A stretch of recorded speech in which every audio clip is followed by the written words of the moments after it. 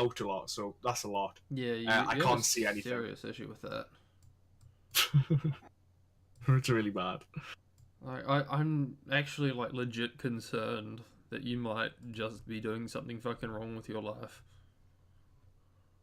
Wait, which part are we regarding here? The napping part, the part where you need to Oh, sleep all the fucking time. I like. Okay, you've heard me say this 10 times, and I'm gonna bore you and say it an 11th time. I seriously do blame Sleepy. It never used to be like this. But as soon as I spend some time with him, I don't think I've heard this, but I think you're just weak-willed and you're using him as a crutch. You shouldn't be using I the mean, disabled as crutches. SHG, that's fucking disgusting. I mean, you can give a serious answer like that, or you can just shit post like me, right? And that's what I'm doing. That's like one of those things I've never liked the shit posting about it either, or like shit posting about issues like that. Which is weird coming from me, but you know, the things like, oh look, I want to fucking kill myself. Ha ha ha. Just, that's never appealed to me. It's actually quite morbid, really. I don't disagree with you, but I can't help but feel incredibly hypocritical if I say anything. Are, because I do that all the fucking time. So it's okay to tell it's okay to tell other people to kill themselves. Just don't say it for yourself. It's my motto. It's. I mean, I'll admit, like 90% of the time, it's just the first thing that pops into my head. Like someone says, like, "I want to kill someone," and it's like, it's just really easy to just say, "I want to kill myself," because then you know you're not actively insulting anyone else. You see.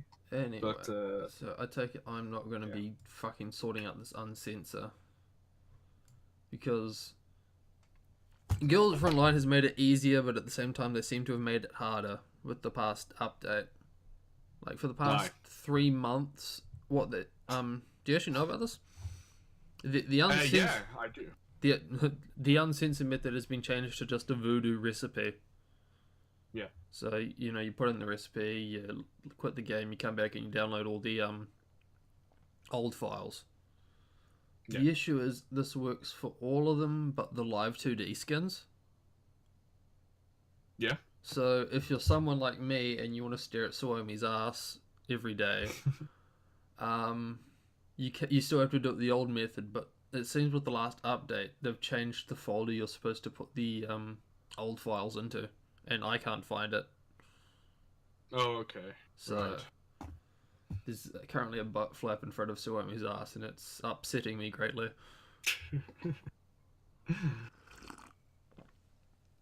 I still do go on Ghost Frontline daily, but it's just I don't know, like I can't be bothered to take 10 or 15 minutes on my day and just grind mission. Like do a few like that's literally like so I'll give a tiny bit of background. Moon was streaming some Ghost Frontline yesterday and I popped in and he said that I sucked at the game. And it's like, I mean, you're not wrong in the results point of view, but it's not that I suck at the game. It's just I don't play it. Like I don't play the physical game. It's like, Love Live School Island. I always say School Island Festival. It's School Idol Festival. It would be so much better if it was a School Island Festival, to be honest. Yeah, you're not wrong. But I go in there, I do the daily, because the songs are only like 90 seconds, so I'll do the song, I'll get the gem, which is, I'd say, in Girls Frontline equivalent, it's the equivalent of like 10 gems in Girls Frontline, and then I'll go for the next day, because you get one of them a day. So, that's all I do on School Idol Festival. But it's just, it requires a bit more thinking in Girls Frontline, and I don't know, something about mobile games just fucking... I mean, I have no I'll time. admit, like I've slowed the fuck down since when I started, obviously, but right. I've gotten back to grinding now that I've figured out, thanks to the new client, an easy way to corpse drag. So I can just sit there, play War Thunder, climb to 6,000 meters, and just play the fucking game while I'm doing that. So I've managed to work it into my fucking around and other things. So that's kind of going to keep me going, and especially since we've got the fucking event coming up. Yeah. What is it? What's it called? Like Deep Sea Dive. Dog or something? Deep I dive. knew it was something to do with the sea. It And is, had a but dig. I don't think there's actually any ocean in the fucking event at all. But it's a pretty big deal. There's some very, very good shit to get out of that. Like UMP 40 probably the main one for me. So Yeah. that's the third twin. She's very. Oh shit! Wait, is she coming back? What do you mean coming back? She's never been in the game until this event. Oh right, I get mixed up with ones that have been like limited release and then ones that are on other servers and aren't on. Well, she's both. She's a limited release, but she hasn't been on the server yet. Right. Okay. Yeah. So she's coming to the server. Very good with the other UMPs. In fact, if you look at the entire 404 squad, and she fits in fucking perfectly. Because she's a SMG, and I think she gives like a 500% crit rate to other SMGs. Yeah. So that's a lot of damage. That's a lot of damage. Other things that, like I think unique equipment for the UMPs is also coming out in this event. Okay. So unique exoskeletons that are very good. I think those might be the ranked rewards. I hope not, because I want 3 of them. You greedy bastard. DSR 50 is coming out for the Chapter 2 completion reward, which is Yeah. a very good anti-material rifle.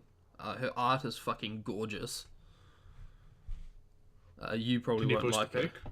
Oh, you want me to fucking Oh, actually, just tell me your name again. I'll Google just it. don't worry. DSR 50? Hang on. I have this picture basically on my toolbar at the moment. I just type in DSR 50 and the entire fucking website comes up. And is it even the right one? Please tell me it is the right one. Ooh, I like her skin. I like. Oh, okay. Sorry, not a skin, but somebody did her in a different piece of art. Hang on. Where's the channel? Right at the bottom. There we go. Oh, it's not even going to preview, is it? Like that's her costume. And Yeah. dear fucking god. Just Right. See, I prefer the Pantone Pure. That was the one I was looking at. I don't know how you pronounce that. yeah, of course you prefer the Chinese dress, but Oh, those fucking stockings, dude. fuck. And yes, the Chinese dress. And the heels. Just- Oh, sorry, we're alienating our female listeners here. Well, welcome to Grunting Bear with Grunting Guy. Just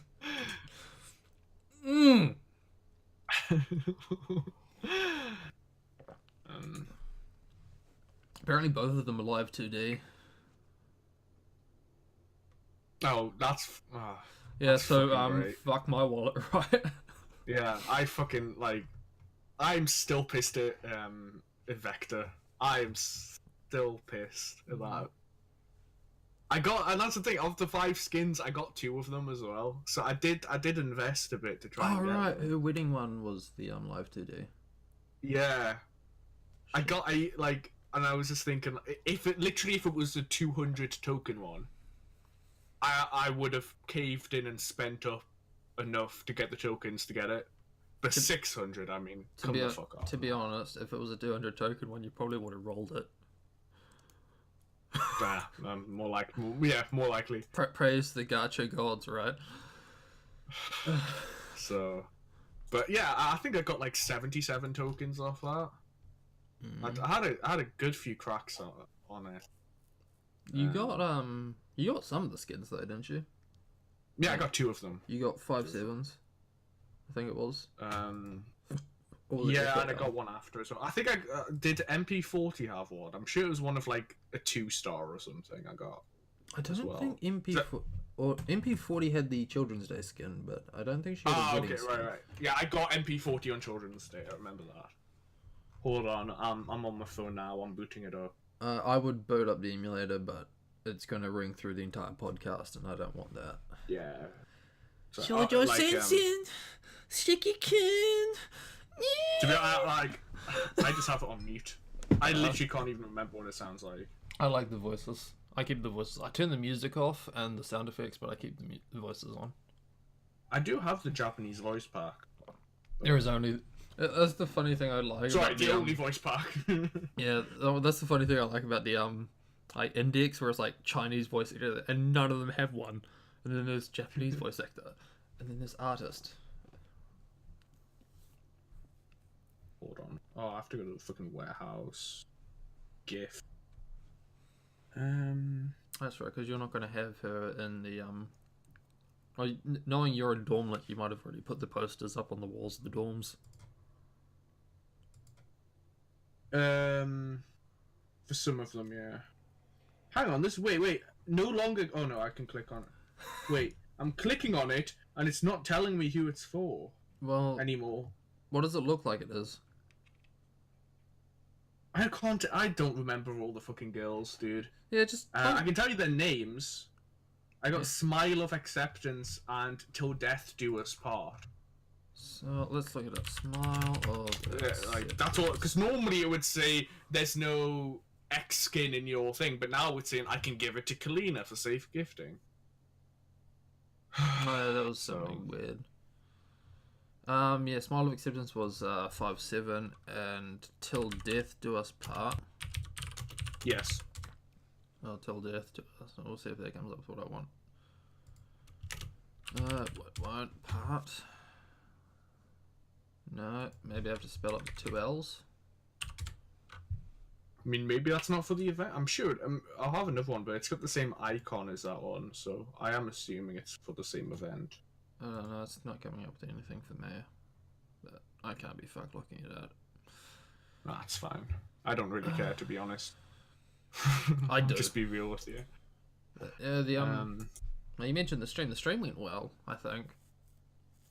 No, how long did you stream for? About 2 hours of me just rambling about the most basic shit. Emphasis on the ramble.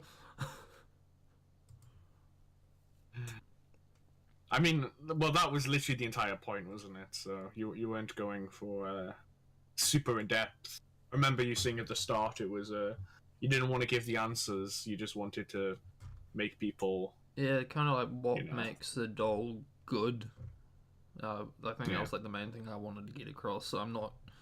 It's kind of I've kind of saved myself, but also fucked myself. Like I do love it when people are like moon. I got this 5 stars. Like fuck yeah, cunt. And then they're also like, is it good? I was like, yes. Well, whatever. Oh well, they just haven't updated the events shit. Yeah, I nearly pulled a U actually. I've saved up some resources for when the new rates go up, and I was about to. Yeah, I was about to pump them on, but I realised, hang on, there isn't the little red dart near. In fact, so I decided to I never do this, but I went on the Twitter to check, and yeah, it was like. Yeah, it's tomorrow. So they are in production, aren't they? But their rates aren't up yet. Yeah, I haven't got one yet. I almost got one, I think. Like I'm rolling handguns at the moment just because I've completely raped my resources by rolling for machine guns for the past month or so. Yeah, I have 150,000 ammunition, and then everything else is about 40,000, 50,000. Yeah, you have the same issue I have at the moment.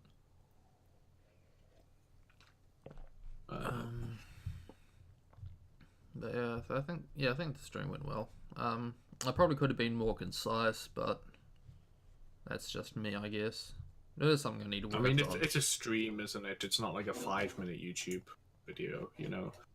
Yeah, but at the same time, people have to watch it.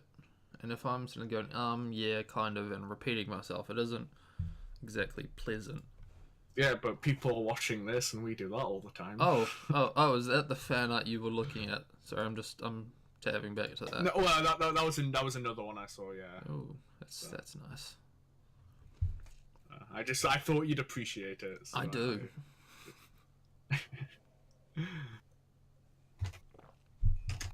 That's my tea out of the way, so I can stop having a sip. Fuck, what was it though? That's right. When you talk about your stream.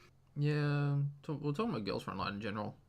I think the 1 year anniversary is coming up soon, and if things are going the way I think they're going, my wallet might also be fucked.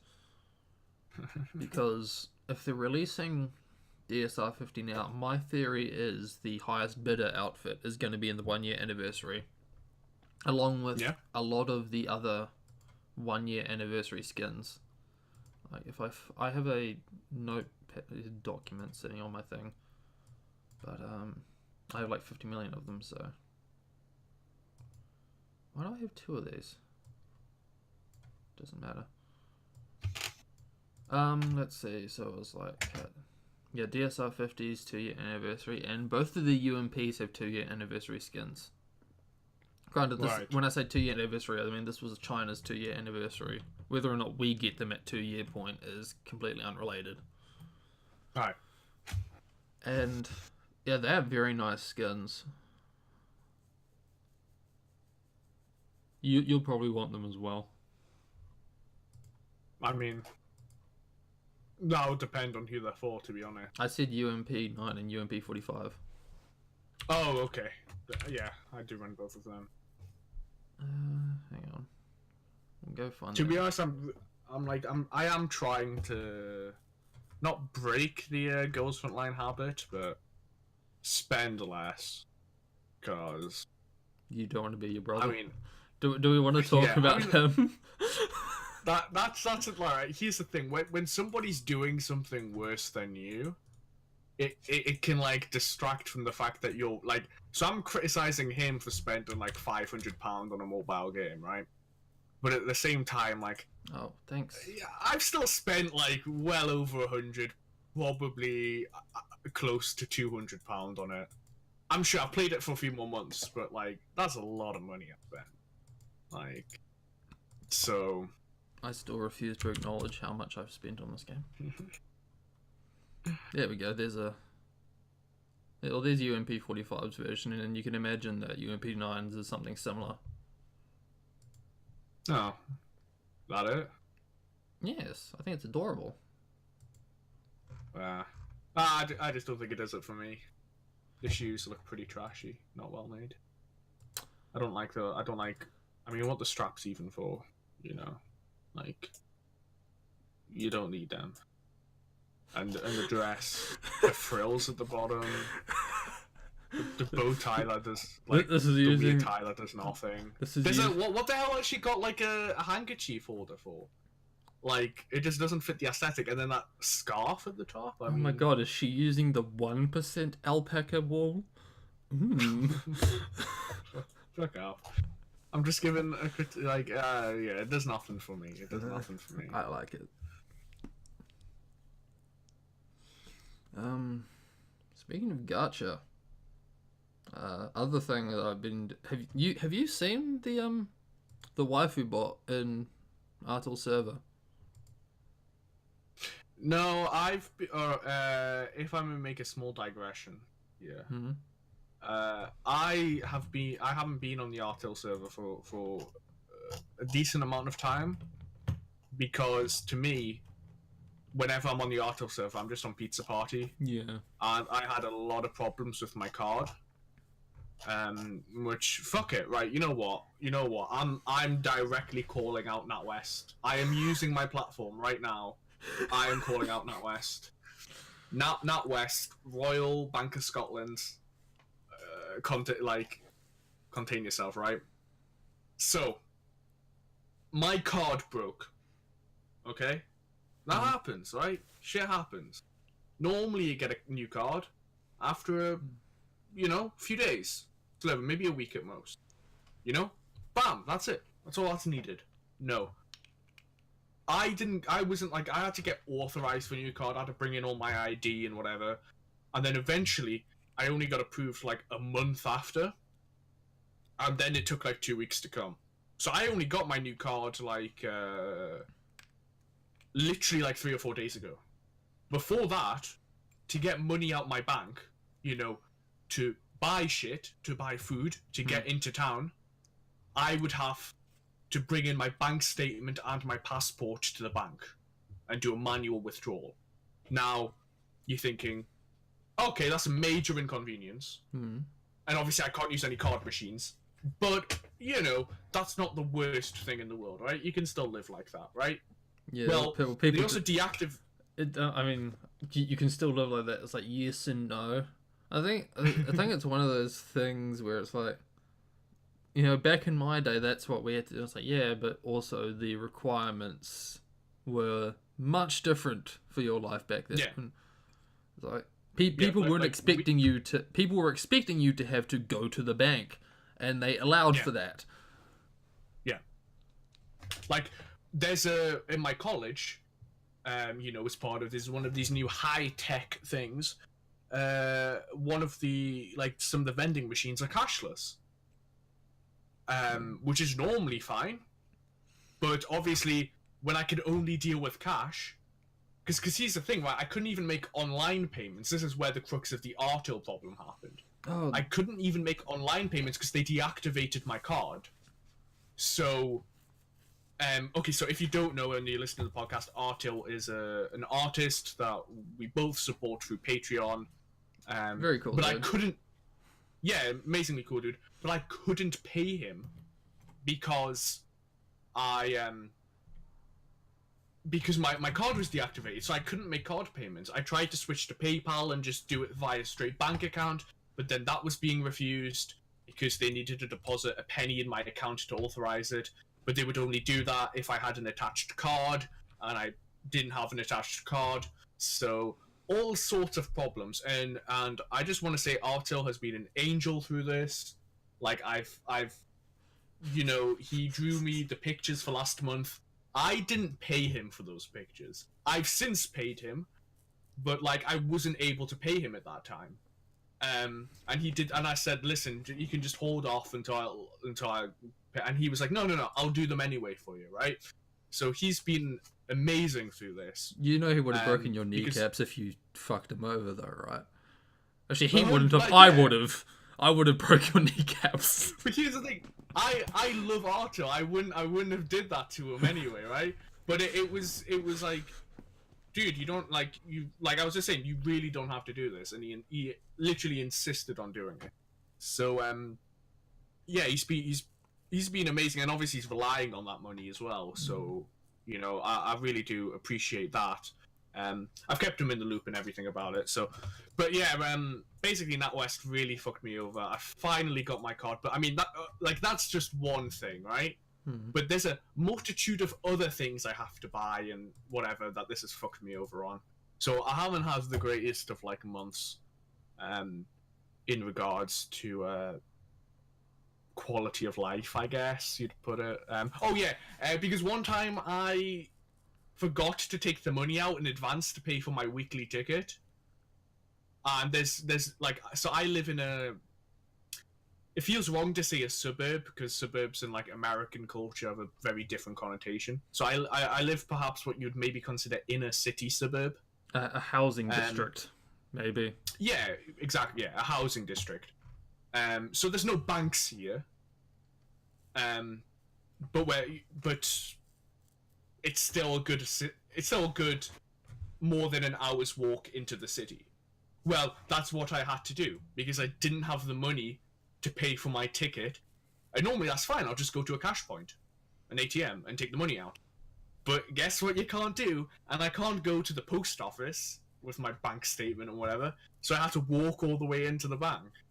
And because I got up on the day, basically I got up expecting to be able to get the bus to my class on time. I ended up being an hour late to college because I had to walk in. This poor fag has to walk to school. yeah, it's been a right pain in the ass.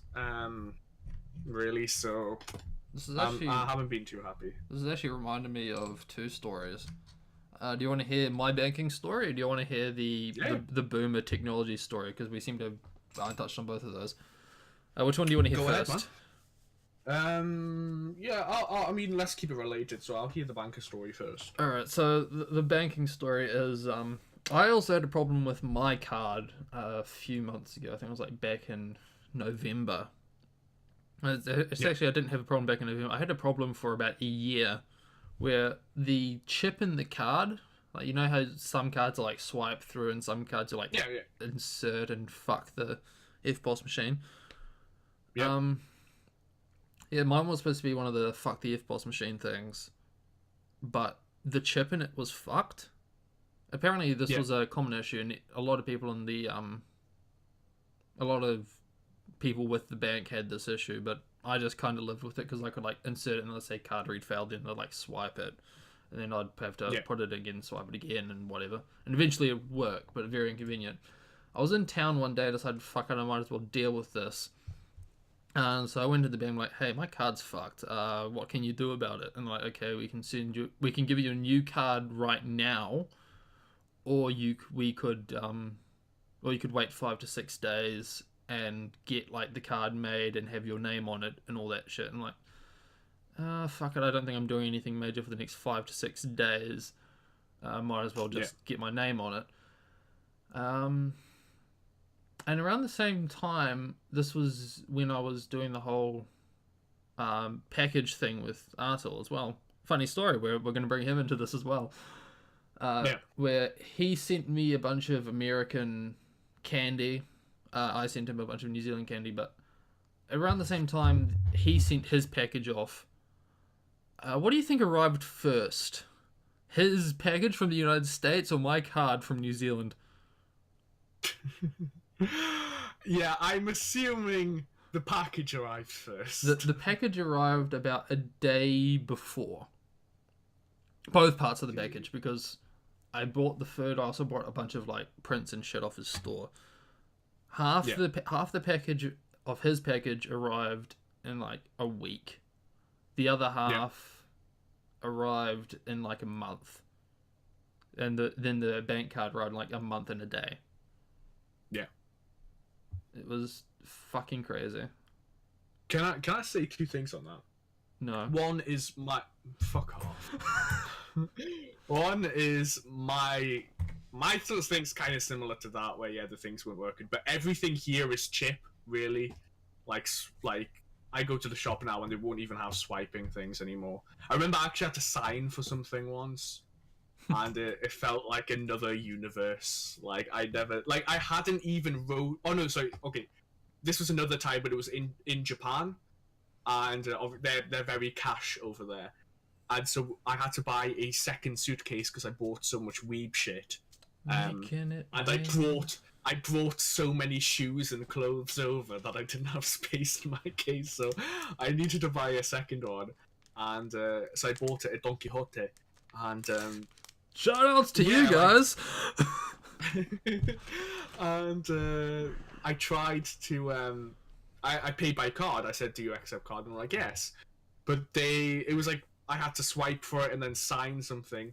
And then because I never had to do that before in the years before, I hadn't even signed the back of the card like you're normally supposed to check the signature against. So then I had to like take the woman's like biro pen and like make my signature again on that, just because like I didn't have anything. To be honest, telling that story, it's really not as interesting as when I started. And the other thing is my thank you gift to Artil. I even quoted you as I said, I've heard you like confectionery or whatever. As a thank you for being supportive and whatever. Would you like me to send you something a la Moonbear? And he was like, yes, he would very much like that. So I am also getting ready to send him a package of British candy. And it's going to be the exact... Okay, so first off, we'll make this absolutely clear. Do not send him tea cakes. I am sending him Dunnock's tea cakes and there's nothing he can do. No, well, the thing is, like, I've already sent him Mellow Puffs. Yeah. So you sending him tea cakes. You can send him fucking penguins for all I fucking care. No, tea cakes are lovely. So to be honest, I think I should just send them anyway. Also, the packaging's nicer. I don't know. Someone was wondering about the tea cakes because this whole UK food thing has really fucked me. It's always on my mind. Like I'll be sitting there like I paid fucking £5 for penguins. Because again, I told you from the start, penguins aren't like considered like nice candy, like nice confectionery. Yeah, but the thing is, I'm thinking back. It's shit you put in a packed lunch. You yeah, know? but like... the thing is, like everything's all individually wrapped, and it seems very original. It's like, do you guys have like like other flavors of penguins and tea cakes or whatever the fuck? Tea cakes, no. I mean, not that I've ever seen. Maybe there are. Because penguins, yeah. There's like 3 different varieties of penguins. You got like mint penguins, orange penguins, and then like a more crunchy penguin. yeah, because like over here, like the equivalents to Mallow Puffs and Tim Tams, they aren't put in these nice individually wrapped packages. Like you've got the like packet of penguins and there's like a individually wrapped penguin inside it. These are just like trays of fucking biscuits. Yeah. And there are like so many different flavors. Like we've got like, you know, caramel Tim Tams, dark chocolate Tim Tams. Oh, there are caramel penguins. Okay. Yeah, white chocolate, mint, whatever the fuck. Like a fucking bajillion of them, of like both of them. They're very mass produced. Yeah. And a lot more crazy, maybe Americanized, just to fucking dab on it. Actually, like I should say just quickly that like, just like what I said before, like penguins are definitely marketed towards little kids. Like it's like, yeah, you give them a wrapped penguin bar to shut them up, and when you send them off to school or whatever, yeah, and they spend the next 5 minutes trying to open the fucking thing, and that's what really shuts them up, is they can't fucking get it out. Hang on. Did you read the jokes? What jokes? Oh, that's like the best thing about penguins. On the inside little wrapper flap, there's a shit joke on every one of them. You didn't read the jokes? It's a wrapper. Fuck that. You gotta read the jokes. Oh, you missed that. Like, no, to be honest, they're absolutely awful jokes. They're terrible. They're like Christmas cracker jokes. Yeah, like you know, and some of them are loosely penguin or winter related, but not all of them. Hitler's They're dog just had no noses. How did it smell? Awful. I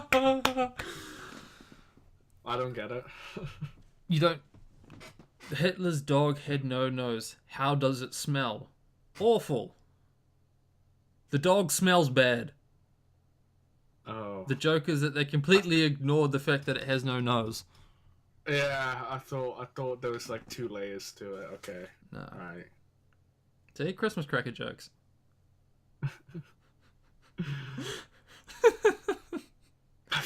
But that's ruined. Okay, so I have another story as well, because something I've been wondering about the Japan story as well.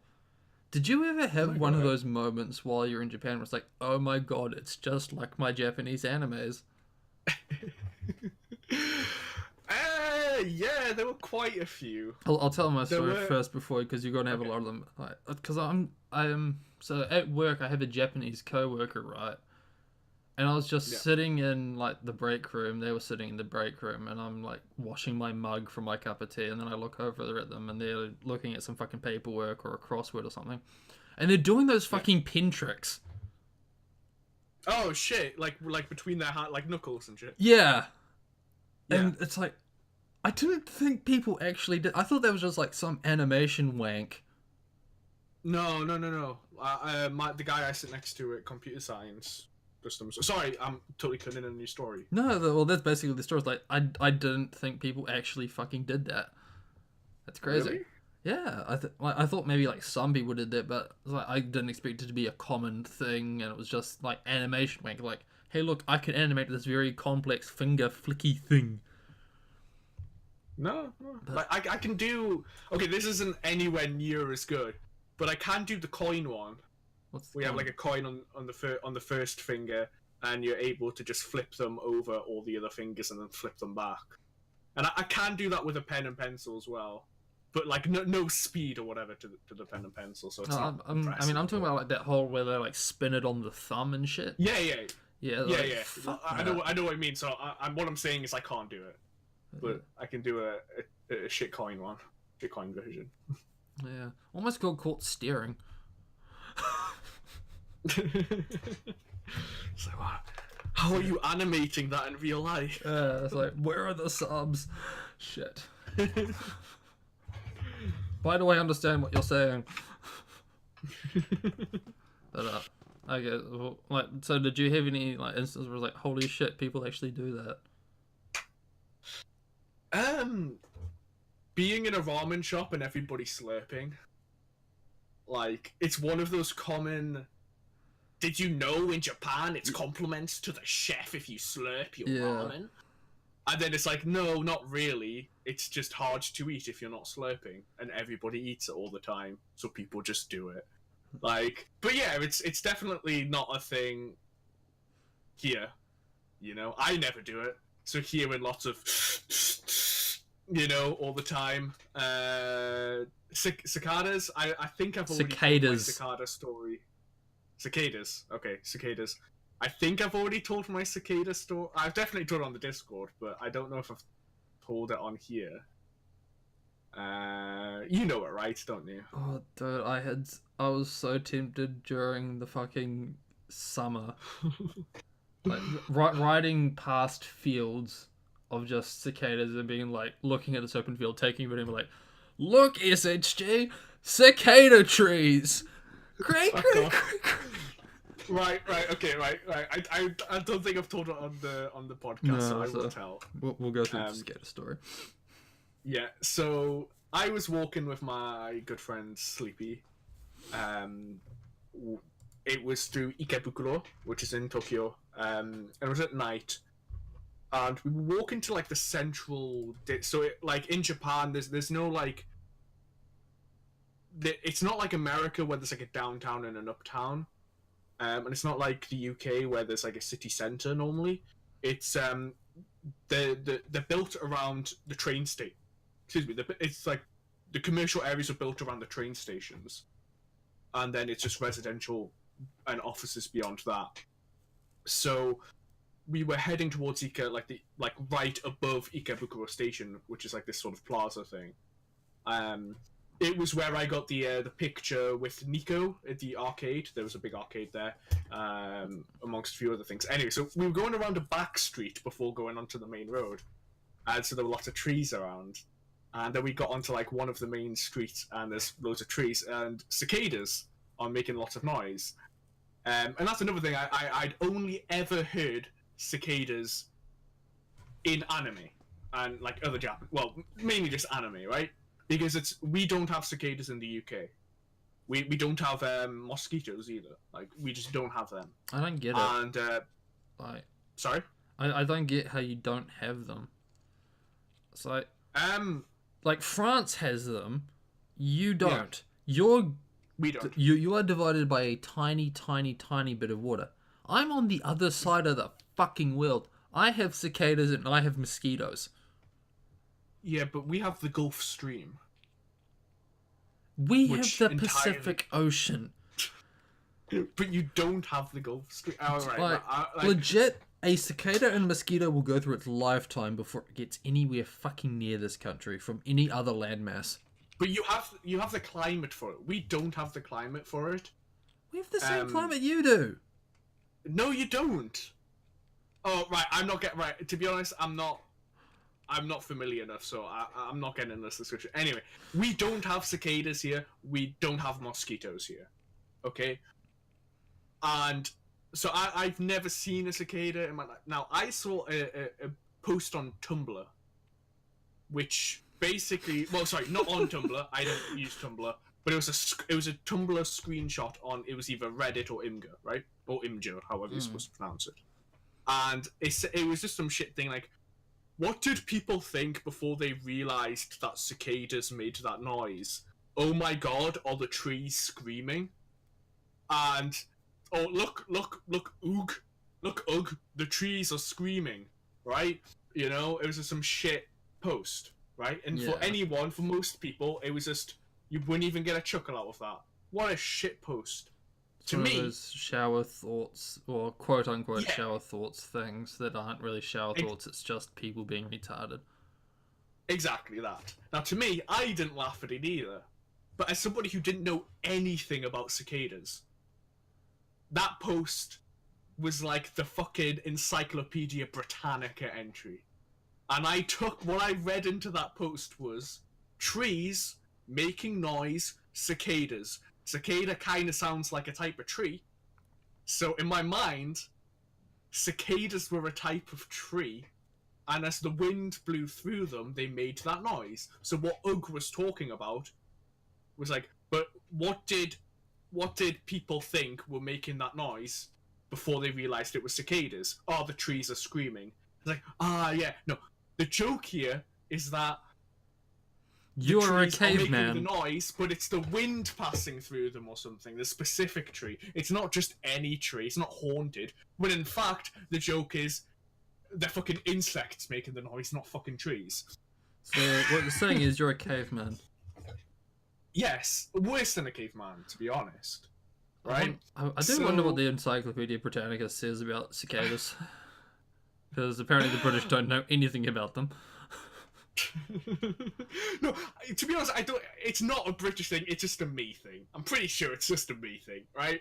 So, because I've told this story to some British people, and they do laugh, like they and call me a retard or cunt. But I don't think that has anything to do with the story. So I said to Sleepy, oh man, like I was just kind of in shock because I never heard this. Just like, oh my god, it's just like my Japanese anime, right? Oh my god! Like, oh, like I can't believe we can hear the noise because they were loud as fuck. It's like I can't believe that. I was like, I can't believe the trees are doing that. And he just kind of like laughs and goes, what? Because he's obviously polite, you know. He thinks he can't understand me, right? He thinks his English is bad and he doesn't get what I'm saying. I'm like, yeah, like cicada trees. Like how and he's like looking at me blank. So I'm like, you know how like the wind passes through the leaves and some shit and it's making that noise. And then he realizes, oh, he's not retarded. I'm retarded, right? You know, so he just starts losing his shit. We were crossing the road at that time, and he just stops and just starts laughing like his arse off. And I'm like, what the fuck's so funny, right? So then, so we eventually make it to the other side, and he's still laughing, and I'm like, I don't get the joke. Like, I wasn't making a joke. I was kind of making it like an, oh my god, we made it to Japan, like that sort of thing, right?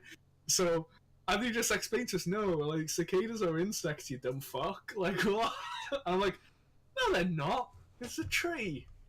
We both of us didn't have any internet, so we actually turned into a fairly lively discussion. And then we got on the hotel Wi-Fi, session up, and Did you find a cicada husk? Yes. Oh my god, Sleepy! He would literally pick them up. Yeah, man. He would just pick them up, and I'm pretty sure he threw one at me once. Fuck. Yeah, picking up. I used to do it when I was a kid. No, he picked up dead cicadas as well. No, you can pick up live ones by the wings. Like, you just, like, pinch them by the wings so they're, like, behind their back, and they just kind of, like, sit there. Can't do shit. Just reeing with their, like, little legs. Just, wee! Put me down, motherfucker! But see, right, I'm never gonna forget what a cicada is now. I have that knowledge with me for life. Yes, he spent £2,000 on a trip to Japan to find out that cicadas are not trees. A good deal more than 2,000. I'm being generous. We'll say the rest of the trip subsidized it. Yeah. So yeah, but that was definitely one. Hearing cicadas, people slurping down. I mean, like, see, here's the thing. I've got no funny or cool ones. It's all just really mundane shit, like vending machines being everywhere. Like, well, I think that's one of the other things that it freaks me the fuck out for Japan is just like the convenience of shit. Yeah. Like so much thought is put into all these weird like the cons. Are pocket warmers actually real? What's real? Sorry. Pocket warmers, where they just like have like heat pads that they put in their pockets during wintertime. Oh yes. Sorry. Yeah. So you can go to the convenience store and just buy this warm thing. Yeah. That's crazy. Oh yeah. Like, and like the cans of like canned fruit, they come with like those little plastic forks. Yeah. Fuck me. Yeah. For the big one was like convenience stores, and like this was crazy, right? Because I've been to so the UK, we have lots of corner shops and newsagents, right? Yeah, and all they sell is porn mags and candy.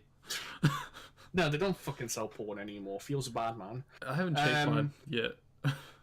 No, so basically it's like a small store because everything's fucking small in the UK, and it'll sell just basic groceries, basic groceries, tabs, alcohol, some frozen food, shit like that, right? That's it. Pet food, very small.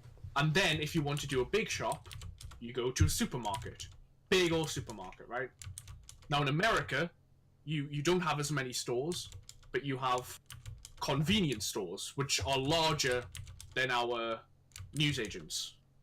Now in Japan, they have convenience stores that are like the size of American ones, but have the same frequency as like UK newsagents. And like it was just crazy. Like you'd go down a street and like there would be like 4.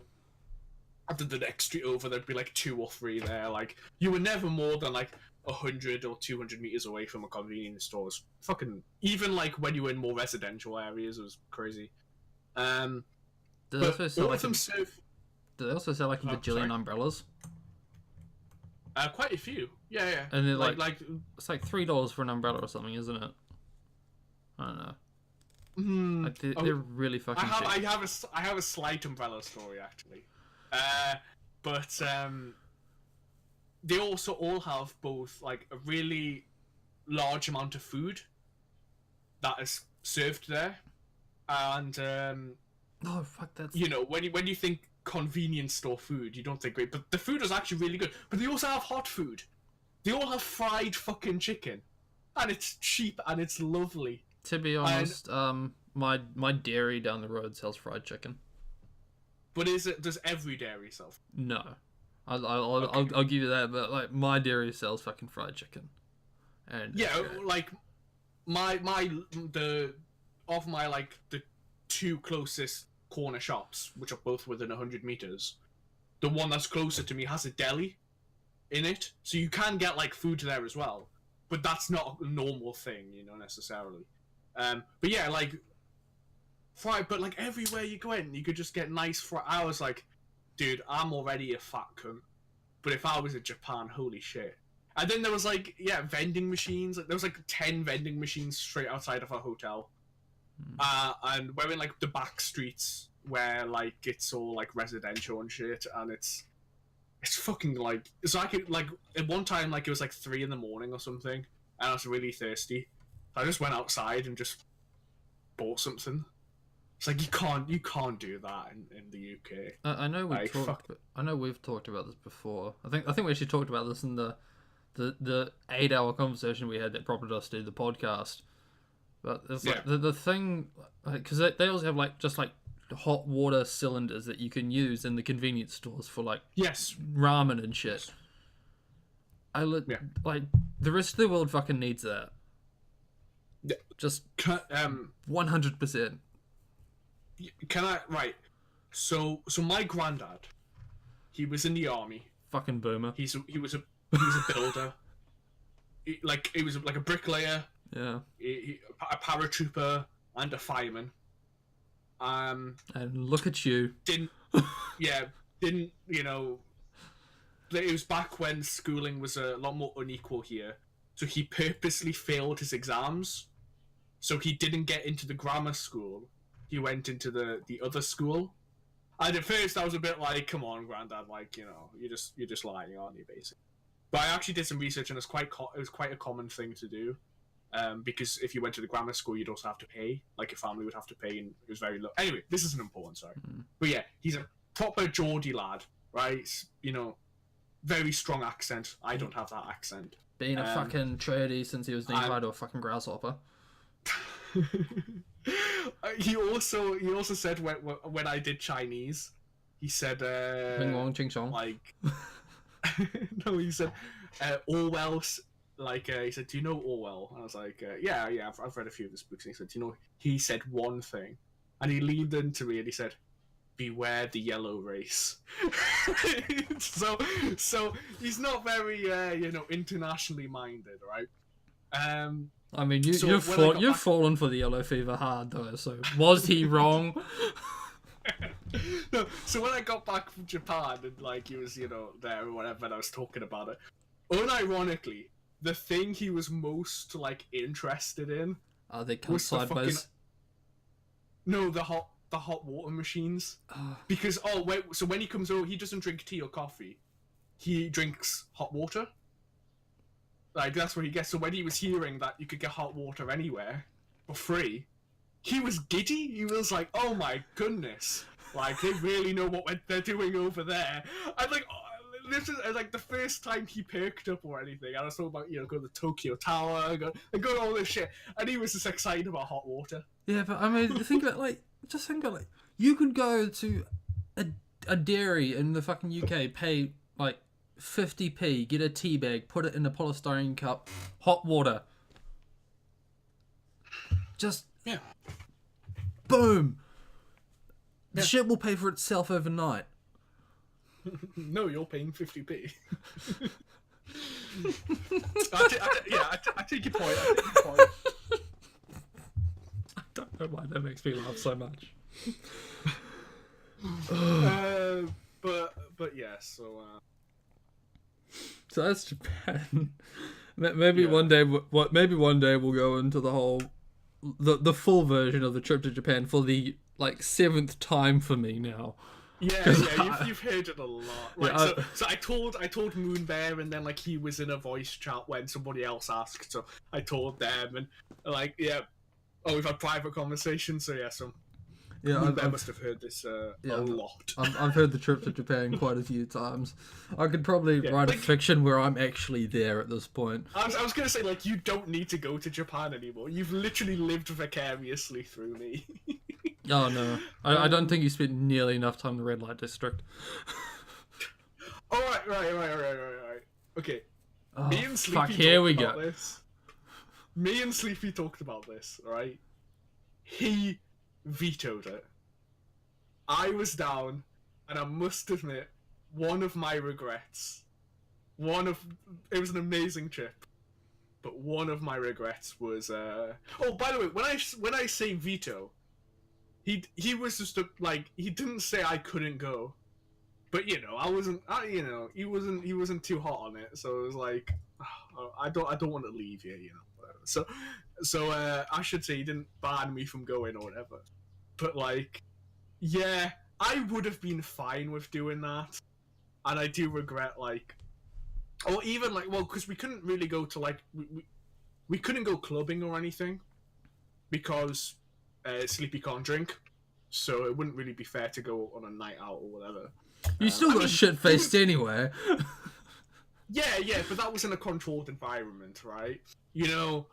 And I wasn't intending to get shit-faced, right? It just happened.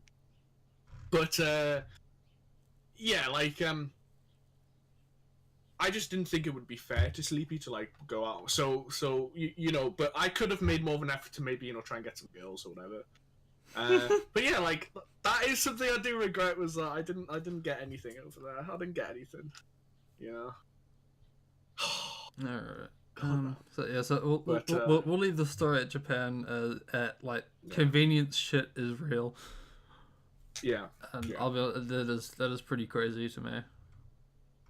Because I Yeah, mean, I will it's- say, I will admit, like, I think some of it does go too far. Like, I think, like I say, pocket warmers. I think that's fucking ridiculous. Just put your hands in your pocket, you whiny bitch. Anyway, I had a story I was supposed to be telling about the changing of times and how, like, boomers and shit. And I want to preface it with a question. Like, how long do you think? How many more years do you think it's going to be before smartphones don't actually make phone calls?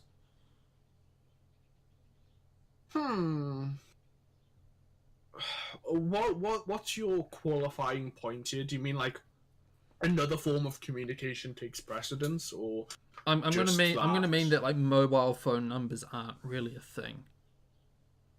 Like No. you can't make a phone call on it, but like you might have like a voice messaging app. You know, like people don't text now; they use WhatsApp or whatever the fuck. I right. I think it's gonna be a staggered process, like because like okay, very few people use landlines, but a good amount of the world still does. And then we're also getting to well, we're all on smartphones, and yeah, like But I mean, I will say I just still the Western people, world. like Like I'm not yeah, saying people we in have the to. second and third world, you know, like. But But even then, like it's kind of like emails, you know, like the only emails I write is like once a month to Artil, and then occasionally, give me Nico occasionally sucking dick. fuck off, right? And then once if I'm emailing my teachers saying why I'm not in, right? Like that's it. That's all I use my email, but I still have to put my email in for everything, you know. And phone numbers are the exact same, especially like mobile numbers now. A lot more Well- things are requesting mobile numbers, so Well, I don't think it's ever gonna. That's the crazy thing, is so the story is actually quite recent. It goes back to 3 days ago actually, where I ran out of Right. credit on my phone. Fascinating story, I know. It was 3 a.m. I was at work. No, not 3 a.m. It was like 5 a.m. I was at work. Ran out of credit on my phone, which means I can't fuck ass around on my break because no Wi-Fi. Right.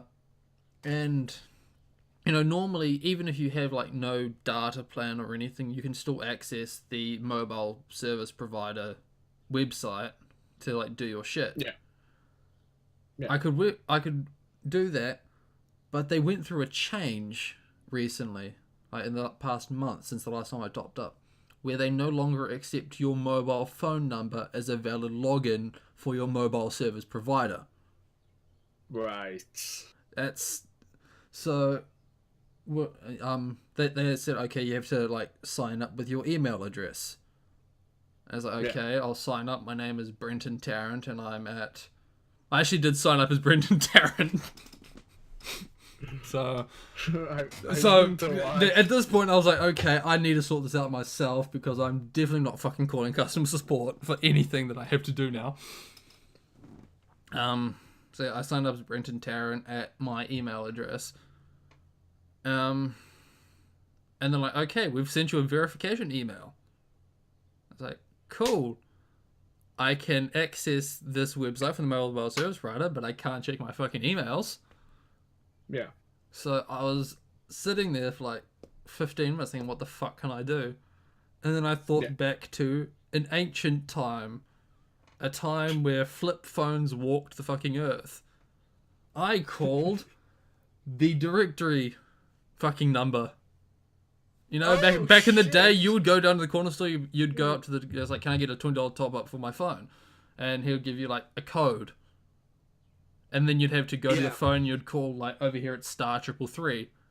And then you get like, hi, welcome to Telstra. You have $5.22 on your phone. Your I current... literally haven't done this in over 10 years. Like my first phone was the only one I had to do this.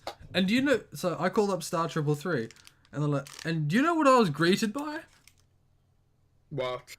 The guy fucking was patronizing me. No, not the phone number he did, but the guy was fucking patronizing me. I was like, this service is not gonna be around forever. You should use Spark on your, well, because my things with fucking Spark. You should use Spark Online to do all your top ups and shit. So they're basically telling me, like, we're not going to keep this shit around forever. Mobile phones are not going to be mobile fucking phones. It's... Yeah, but I think he's just talking about them keeping up their mobile network. Yeah, but Like, it's like, if there's They're anything you keeping should... up that specific service, not that phones aren't going to be phones anymore.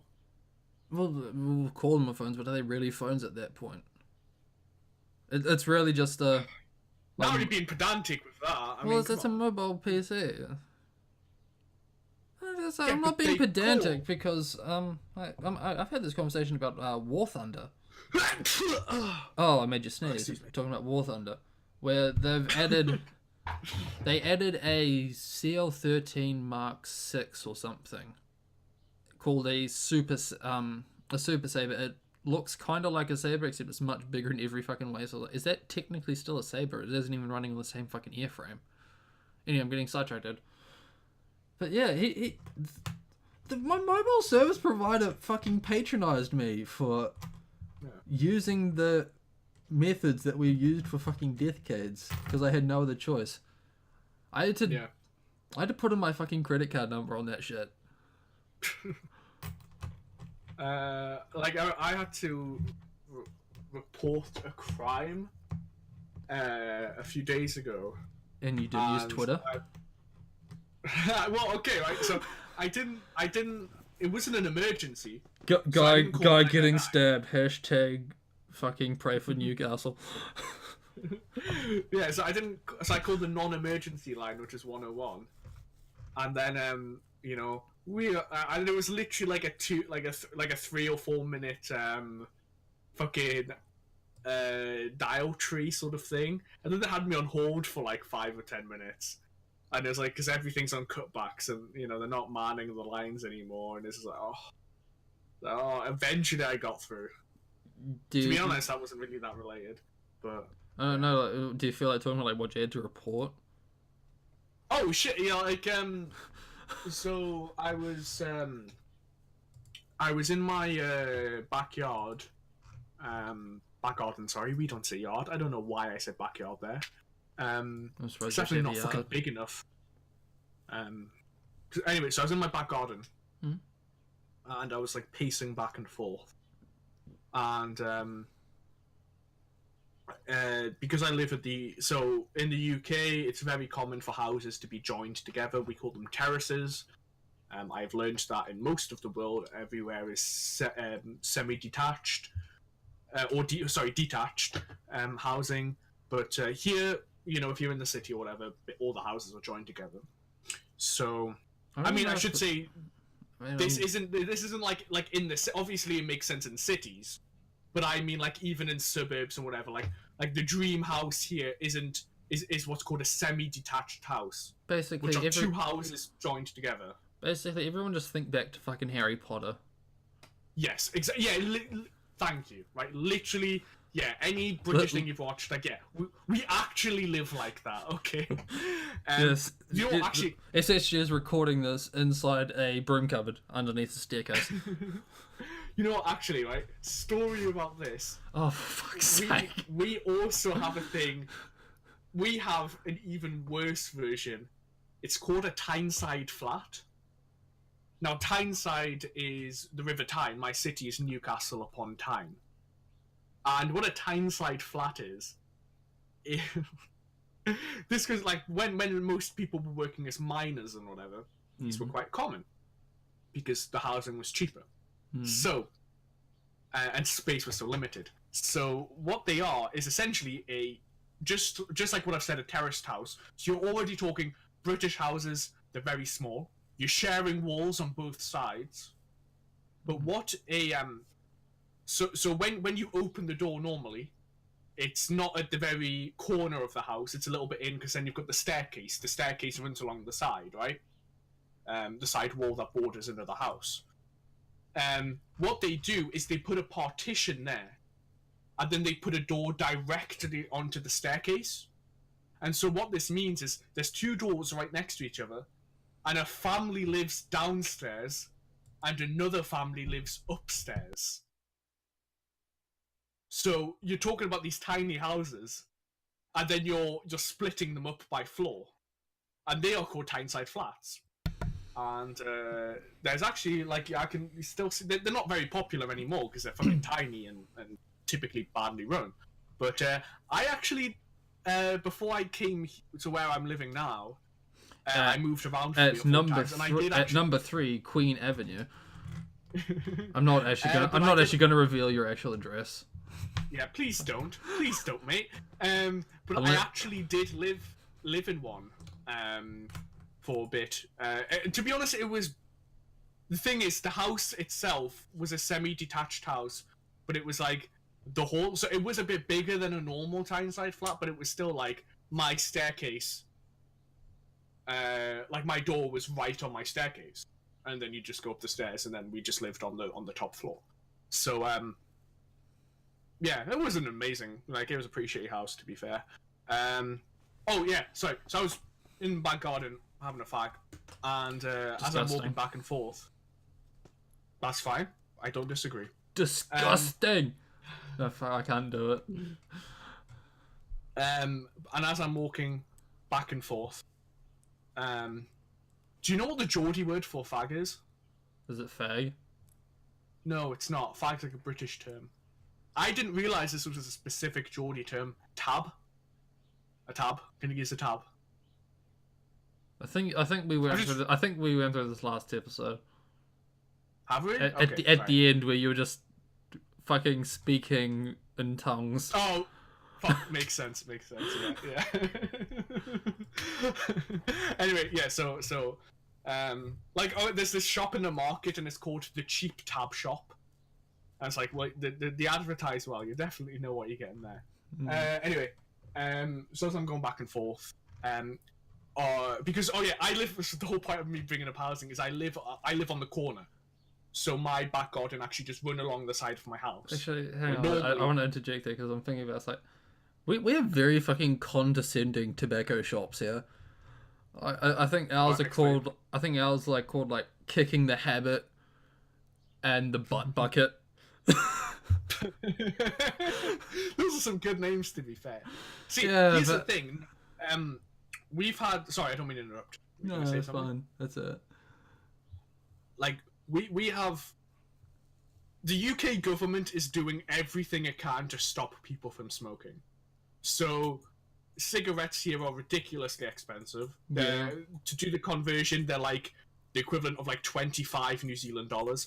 To be honest, I think Australia and New Zealand are the only countries that have comparable prices to us. I think we're running on like 300% tax at the moment.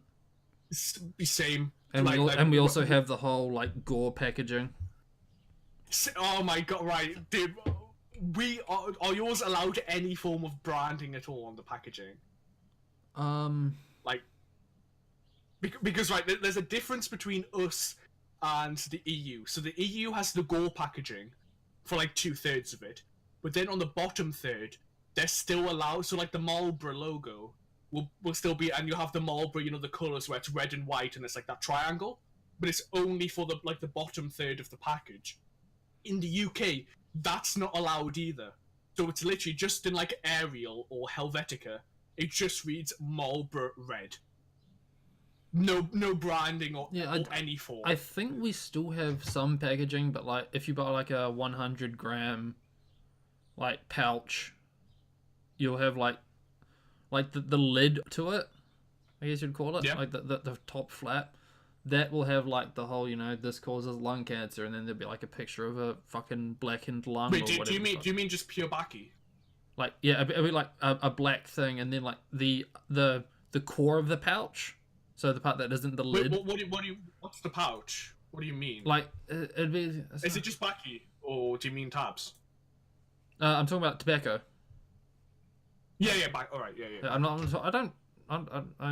I grew up seeing people rolling their own shit, so... Yeah, yes, it's common, well, it's common here now, because that's cheaper. Yeah. You know, now, so... Yeah. I just didn't know whether you meant pack, because obviously you think 100 grams is like... That's a bit weird. Yeah, I think what my father once said is like, he stopped. He started rolling his own cigarettes when it went back up in the 1980s or something. He's like, oh, I'll go back to pre-rolled when it goes down in price, and he's been rolling them ever fucking since. Yeah. So So it's like, I think they'll still have like the packaging on like the underside of it, and then the lid will just be like a black, plain black with like yellow, like a yellow section of it with the text going like, this causes fucking lung cancer, and then you'll have a picture of a lung. Hang on. I'm actually, if you're willing just to fill for like a minute, I'm gonna run downstairs and get my packages and send a picture up, so you can just see what ours look like. Amazing. So, BRB. So yeah, it's been 3 weeks. I should probably explain that now. It's been 3 weeks since we last recorded. We're normally supposed to record in 2 weeks, but I had some shit come up yesterday, last week. So totally my fault. Sorry for that. I'm probably going to try and get us to record next week as well, just so we're back on track. Yeah, lots of fun.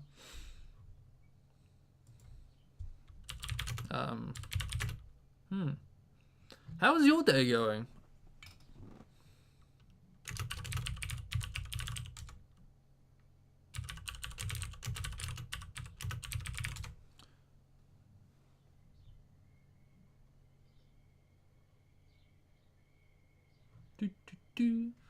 Somebody once told me the world is gonna roll me. Yo! I ain't the sharpest tool in the shed.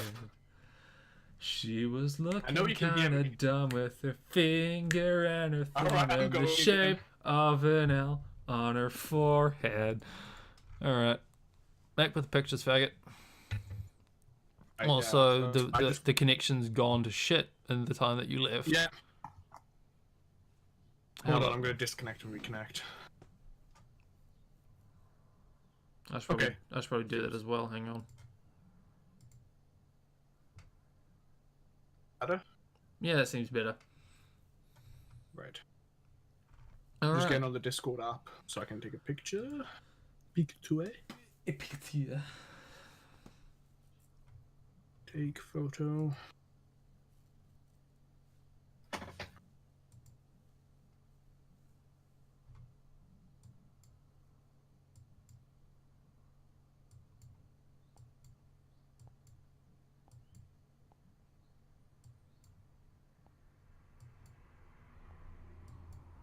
Right. Wrong.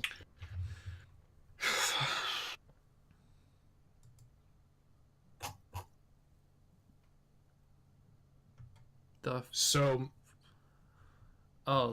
The exploding penis is my favorite. Yeah, well, I was looking. It's like, wait, is that even like? Is that just CG at that point? Like the entire thing, not just the hole. But I'm not talking about like the entire body there, because the entire body there looks fake. Yeah, I mean, looking at it close, it looks very shaved, very clean. And I don't even think this tooth one is just anything different. I think that's just. I was just about to say in before Brit teeth Lamar, right? That's the thing. The thing that boggles my fucking mind about you is like, every turn is like, not all British people are this, but I do have to do this. Not all British people have fuck teeth, but I have fuck teeth. It's like, not all British people are inbred, but I do have 7 toes. Fuck off, right? Yeah, we'll get to that story one day. I've talked about that on the podcast. We haven't. I'm fucking outing you now. We'll talk about it eventually. Edit it. No. So, yeah, like in the EU, they have the same, like the top third. Oh, sorry, the top 2/3. But then that little bit at the bottom, they're still allowed. Like, so the company can like make their own tiny version of their like packaging for that third, whereas for us it's just brown, and the writing is. Yeah, I think Australia does that. I don't think we do. I think we still do have like the branding. Right. But I've actually had to buy a bunch of I've bought a carton from the Netherlands. Yeah. which they fucking rape you on shipping, not because it's difficult or whatever, but because they know they can rape you on shipping. Because if you like, so they have like 100% tax or something over there, or 150% tax, and the price for them is like £60 for a carton of 10 packets, and here that would be like 110 to 120. So even their like 100%, 150% tax is way cheaper than us. But then they add like £22 shipping, flat rate to the UK, and it's just like, you don't need to do. I've bought shit from the Netherlands before. I've been on a lot of stores. Shipping is normally very good, but it's just like, but, we can charge you 20, and it's still worth it. That's the thing. It's still like 2 or 3. Like, I'm still saving like 3 packs worth. I mean, by just buying a to be carton fair, or something. I will say that there probably is some like extra, like, security measures or shit this thing has to go through. Not really, because of EU tariff laws. They're not allowed. So there's this other shop called UKSigs.co, and what they do is they buy from like Azerbaijan or some shit, right? And they ship it, so it takes 10 to 30 days. But for them, they do cartons at like Dubai prices, like duty-free prices, where it's... Oh, that's another thing I so regret not getting shit on duty-free because it was so cheap. But like they'll sell them to you for like £27, and the shipping there is like £7 per carton. But then that's like 10 to 30 days shipping, and I was like, oh, all right then. Can I wait that long? But then I was like, okay, so I went to buy them, but then they've like raised it so there's like a 3 carton minimum. So then I would have to buy 3 cartons, which is still a really good price, but waiting 10 to 30, I was like, fine, I'll just buy the ones from the Netherlands and I'll get here quickly. God damn it. Yeah. So I know what I'm gonna do next. But yeah, the tax is pretty ridiculous. Like, I know people who like live in New Zealand and then they go on a like trip to like Singapore or Thailand or something, and then they just bring back an entire fucking luggage bag full of the shit. And so long as they can reasonably prove it's for personal use, they usually get through. And it's so fucking worth it for them. Like, I mean, like what I was saying was so my flights to Japan went through Dubai, and holy shit, Dubai duty free was fucking insane. So like back then I didn't smoke cigarettes, so I only smoked like cigars and shit, and so I bought cigars over there. But I was like seeing packets, like a carton of Marlboro was like the equivalent of like 25-30 quid for like 10 packs. And I was like, well, I don't smoke, so I'm not going to need them. But I so regret not buying, because you can just sell them. Like, even if you sell them at half price, as opposed to like the UK price, you're still making like 100% profit. I should probably say at this point, I don't approve of you smoking. I think you're a very naughty boy. Shame on you. Yeah, like I mean, I'll be real with you. I'm not too proud of it. But, I don't think. Well, that's the thing that fucking boggles my mind about it, is no one is. Yeah. Like, I think it's the whole like, oh, don't smoke, kids. You know, smoking isn't cool, right? You know. Yeah, so then like it's like, no, I don't find it cool. I'm not doing it because it's cool. You know, I'm the least cool person alive. Yeah, but then you can say, oh, it helps me relieve stress. I was like, yeah, you're stressed out because when you stop fucking stopping smoking stresses you out. Like, it does help. It does help. I don't believe you. You don't have to. I'm not asking for you to believe me. I think you're full of shit. Don't give a like, better. I'm just being real with you. But, it feels good. You know, I'm fine saying it. It feels good, right? But okay, have you seen that shit meme where it's like me when I'm 8 or me when I'm 10, and it's like, I'll never do drugs in my life, and there's like me at 20, I'll probably never do meth, right? Yeah. And it's like, I do feel like, because I definitely remember, I'm never going to smoke ever, right? You know, ever. And Oof, I haven't kept at that. I mean, I think I did a pretty I good don't job regret of it. It's like, you know, I think back to when I was 10, I was like, yeah, I'm probably not gonna smoke. I still don't smoke. Still never smoked. Yep. I gave up drinking. That was fun. No. Although, I don't drink anymore. yeah, it's because you're too busy. I mean- You can't afford it because you're trying to buy your fucking cigarettes. I forgot. Like, it's not that it's not that I've gave it up, but it's just like I went through my phase of, oh, I'm legal, like it's legal for me to buy shit. I don't even have that phase though. I got it all out of my system before I could legally drink. Pretty much. No, Although, I but think that most of it had to do with the friends I was hanging out with at the time. Like when I was 14 or something, it's like all my friends were 15. And they were all, you know, fucking bogan partiers and shit.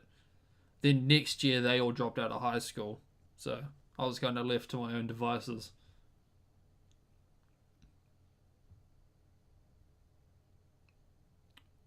oh, sorry, I thought you were gonna continue. Oh, no. No, it's like, well, that's basically it. It was like I was left to myself and myself didn't feel like doing that shit. No. Yeah. Anyway, so I was saying during the dead air, we've been gone for 3 weeks and it was totally my fault. Yeah, do you want to tell why we've been away? I was fighting Cthulhu. Did you win? No. He's possessed me now. You're actually he's talking through me. So really I'm Cthulhu. Right, okay. But no, I was actually surprised because, like, to be honest, I thought you were the first person that's gonna flake. I thought I was better than this. I mean, you're always worse than you actually are. What? I don't know. You're I was just always trying to antagonize you. You're always worse than you actually. Don't analyze what I said. Just take the insult, okay? Well, I don't even know if it's supposed. I think it's supposed to be like a compliment or something. I don't know what Like it feels like you're trying to say like you're better than you were yesterday or something. Like it feels like it's supposed to be a compliment. Yeah. Oh, you're well rested today. As opposed to what, every other day? Anyway, Yeah. continue. I am particularly well rested today because I get to sleep in because it's fucking Good Friday. It's off. Good Saturday today.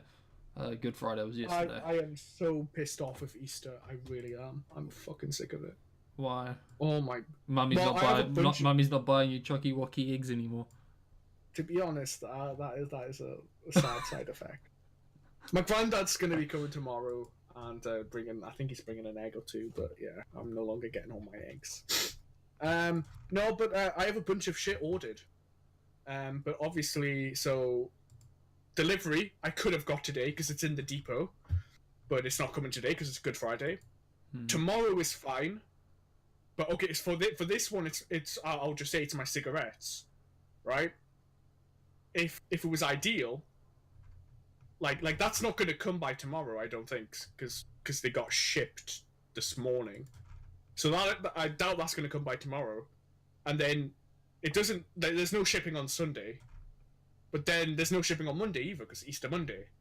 And then on Tuesday I'm back at college, so I can't stay and collect my shit. And if it's like cigarettes and I'm gonna have to sign for it to produce some ID, then I'm fucked because I can't. What the hell am I gonna do?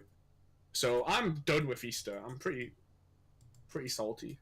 I think that's another thing, like the fact that like people are open on Saturday or whatever the fuck. Yeah. That's one of the things I've always never been fond of is places that are still technically open on like public holidays. Or worse than that, I'm pissed off at people that take advantage of the fact that places are still open on public holidays.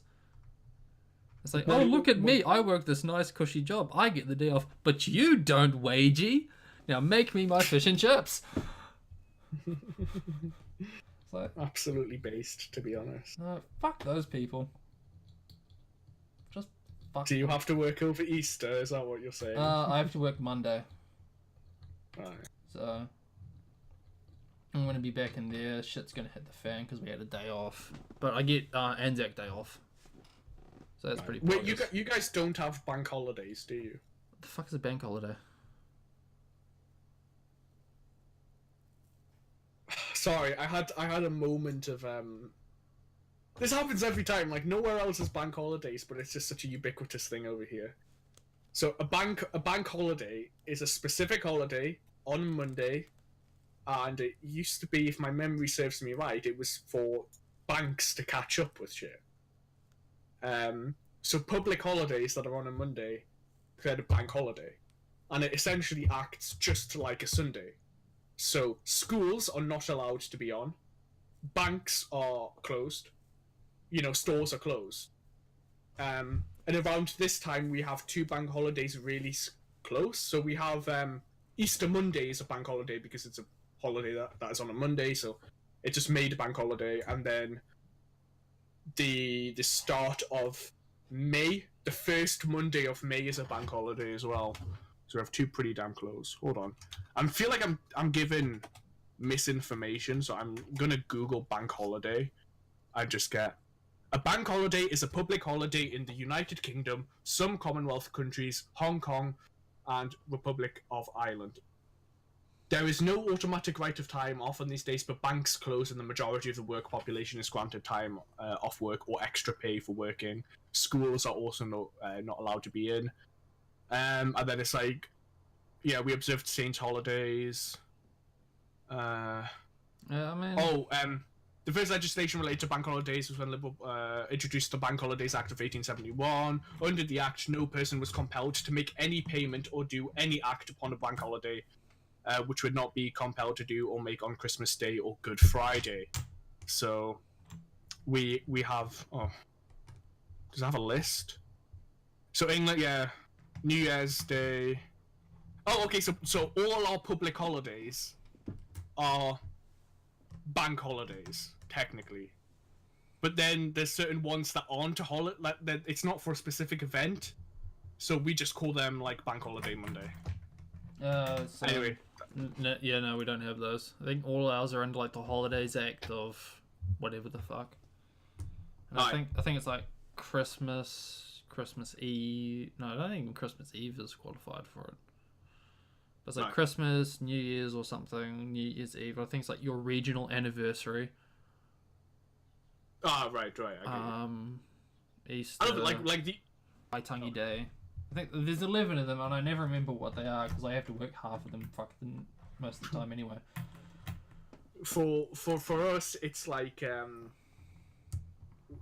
we have like no regional, like unless you're Scottish or like Irish or Welsh. You might have you might have an extra day, but like in England there's no like county days or whatever. I mean, it's just so I technically don't have a regional holiday. Yeah, my region is the Manawatu. Yeah, my region is so shit that there is no Manawatu Day. So we've been co-opted by Wellington Anniversary, which is the capital, which is like 2-3 hours south of us. Aye. Because basically, if we the way it's been explained to me is because I like basically spent all my life in logistics and manufacturing, is if we shut down, but Wellington doesn't, Wellington is fucked. Yeah. Makes sense. Like we are basically just the hub of the central lower North Island. I would say it's the central point of the North Island, except Auckland's basically just a big fucking wank stain and deals with itself. So, Auckland upwards, we just fuck off. Not our problem. So, I just want to get this out of the way since we're talking about them. So these are the UK bank holidays. We don't actually have a lot of public holidays. So we have New Year's Day, 1st of January, and then the Friday before Easter Sunday, so Good Friday, the Monday after Easter Sunday, Easter Monday, the first Monday in May, and then the last Monday in May, and then it's the last Monday in August, which no one knows. Well, no, you don't learn about that till you're like 20 or something, till you're working, because normally you have that time off anyway. So, and then it's the 25th of December and the 26th of December, which is Boxing Day, which I know not everyone celebrates. But we do get Boxing Day off. I'm looking at the holidays act now. So ours are Christmas Day, Boxing Day, New Year's Day, the 2nd of January, Waitangi Day, which is like Waitangi Day, which is the signing of the treaty. Waitangi, I think it's like something in February. I think it's the 11th. Yeah. Good Friday, Easter Monday, Anzac Day, the birthday of the reigning sovereign observed on the first Monday of June. So the Queen has 2 birthdays and we don't get any of them off. We get the Queen's birthday off. Are you fucking joking? Yeah. Are you actually joking? We get the Queen's... Oh my god, I'm so pissed. We don't get either of them. So she has a Commonwealth you have to birthday. cater for the Queen's birthday. We don't. Oh my god. Then we've got Labor Day, which is the 4th Monday in October.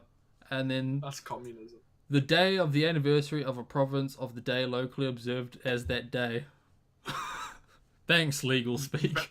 Yeah, I was going to say, very astutely worded. Yeah, so, regional anniversary.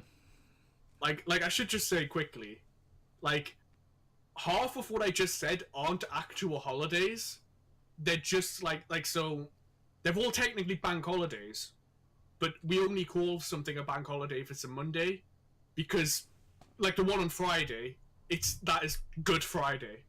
But then, so the first Monday and the last Monday in May, they're not for events. It's literally just called early May bank holiday, and then spring bank holiday. And then it's late summer bank holiday, or August bank holiday. And then it's October bank holiday. For, like, no reason. Oh yeah, Scotland gets St. Andrew's Day and shit. Northern Ireland gets the 12th of July. Which is the Battle of... some battle, I don't fucking know. Battle blah blah blah blah. Some other Gaelic shit. I didn't know you knew Gaelic. Yeah. I'm pretty Gaelic, so... Again, you also lick gays. Gay and I like to lick. Yeah. Good. We all got the joke there. Cool. So it's totally my fault we didn't record last week because work decided they wanted me to learn how to use a forklift, but then they also decided they didn't want me to use a forklift. Yeah. It's fun times, head by Wait, so you can't use the forklift? I can't. I'm talking technically or legally? Oh, okay. Right. You want shit moved from one point to another, I'm your man, but legally I can't do it at the moment. What if I want you moved, and the location would be out of my sight? Oh, wait, you've already done that? Nigga, just close your eyes. Damn. How is moon even real, Lamau? Just close your eyes. Block your ears, motherfucker. That's such a bad joke. But I totally I remember posting that one time and you fucking buckled and then I fucking ran that joke into the ground. It's like the salad thing yesterday. No, the salad was a shit. Yeah. No. Do we want to explain? Do we want to explain what you've done? Even just thinking about it's making me okay, I want to acknowledge it's just shit. It is a shit meme. It's not even a meme, right? But that's like half the joke is I just can't help but find it so fucking funny. I'm just like crying, right? So okay, I'll start from the beginning. If you want to get a first-hand experience of this meme, feel free to join our Discord server. The meme will probably be up for the next week. Actually, I think that's one stipulation. Can we keep it up till Anzac Day? Sure. Like that. That's quite literally for the troops. Fucking.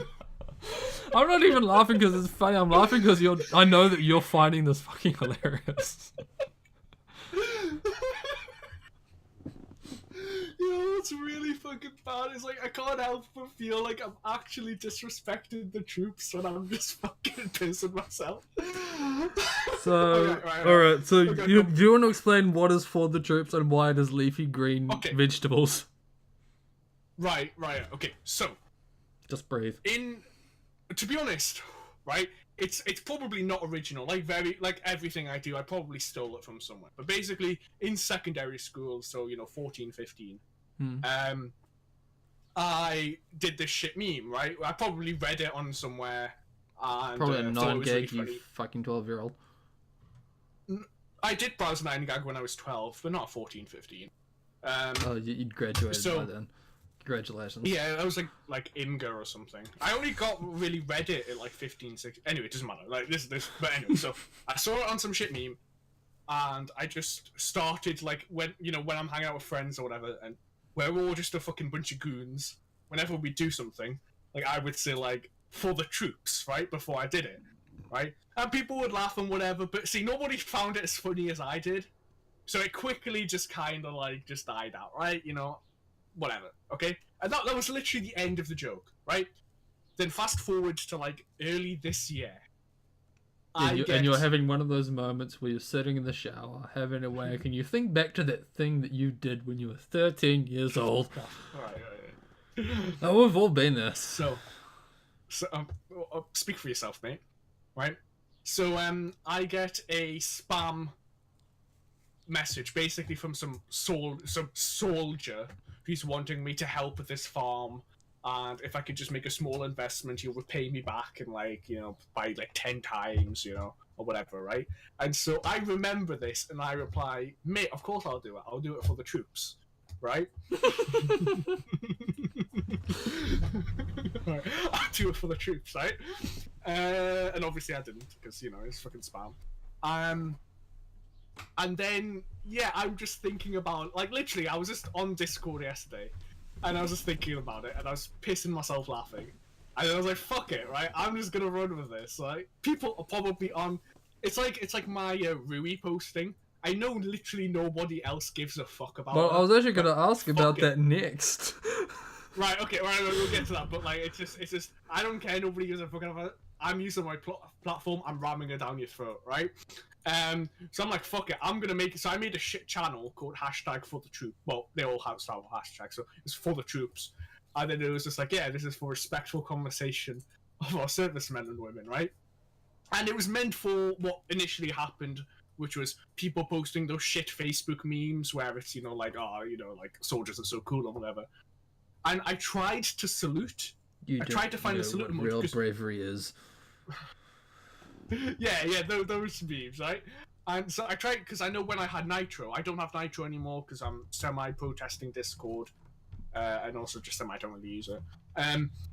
But back when I had Discord Nitro, I definitely had salute emotes. So I go to type in salute, and I type in SAL, and there's only one result left, and that's the salad emoji. So then I put... Calm down. Alright. Get your shit together, Bradley Walsh. Oh my god, I fucking love Bradley Walsh.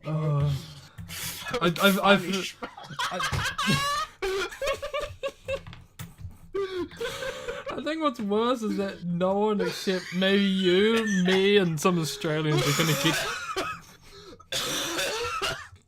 not into the mic, for fuck's sake. I don't think anyone but you, me, and maybe some Australians are gonna get this. Stop talking, I need a second. Oh. Fuck me, I'm out of breath. Fuck. Dick Tingler. No, you gotta stop. You gotta stop, fuck me, right. Okay. So I type something, and then like Kevin or whatever just fucking goes with it. And that's the thing, right? Serious question: was it Dick? Right. Was the governess the one that was around for Dick Tingler or Fanny Schmeller?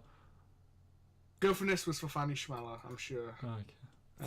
Then it must have been. It must have been either the Beast or the Cinnamon that was around for Dick Tingler. Because I don't think even Sean would crack up at the fucking deadpan asshole. Yeah. But yeah, so the best thing that makes a meme so much more funny is when at least one other person finds it's like fucking Nico and Sleepy with their like World of Warcraft posts, right? You know, and they're just it's like as soon as Kevin was answering back and also posting with me, it was just ramping up, and every salad emoji I was just laughing. Just every for the troops I was just pissing myself. And then yeah, that's it. And I still fucking love it. And I like again, nobody else may find it funny, but I find it fucking hilarious. And The more to be time, honest, that's the all more that time matters. goes on, the more I'm convinced Kevin is just a robot. What do you mean? Elaborate. Like, yeah, I mean, like basically like NPC meme did shit. Whereas like you know the shit posting bot on Twitter. Yeah. Yeah, where it's basically like they just fed this robot memes, and it's like now he just goes along with it. Yeah. Yeah, but like everyone needs a person like that, you know. Yeah, I guess. Also, he might be listening. Don't badmouth him, right? I'm not bad mouthing him. I just think he's a robot. Robots don't have feelings. Anyway. Oh wait, you said you were gonna ask me about Rui. No, well, now I'm still thinking about fucking Dick Tingler. But yeah, who the fuck is this whore? Fuck off! Right, I'm ending the podcast. Okay. So you're falling that hard that fast? Because I legit like I'll admit I basically purposely ignored the entire like shit posting you've done about this bitch the entire time because I knew that I wanted to ask about it on the podcast. Okay. Did I say? I think I said podcast. I mean podcast. To be honest, I'm just still seething at you just calling her a bitch right there. Not gonna lie. Whatever. But anyway, I've yet to be sold on her. I'll call her whatever the fuck I want. like, okay, it's something I'm actually having a slight crisis with, to be honest. Mm. Like, Nani? so, okay, just so if people are listening and perhaps don't know me, perhaps they come from your stuff, right? I like several girls from several different franchises, right? Yeah, And they've SSG likes girls. Crazy, I know. Fuck off, right? And I have it like a tier list, right, or at least a power ranking, right, of girls that I like, you know. So my current girls are Ikazawa Hanako. It goes Reggie, Jay-Z, Tupac, and Biggie. I mean, where's my boy Ice Cube? I don't think he's in that. Fuck, what song is that? It's an Eminem one. Anyway, right. We're not talking about Eminem, okay? Right, we're talking about something way more important here. Which girls I like, okay? So. Oh, it was Till I Collapse. For fuck's sake, right? Can you not? We had the music podcast, okay? We got out our system, right? Where is it?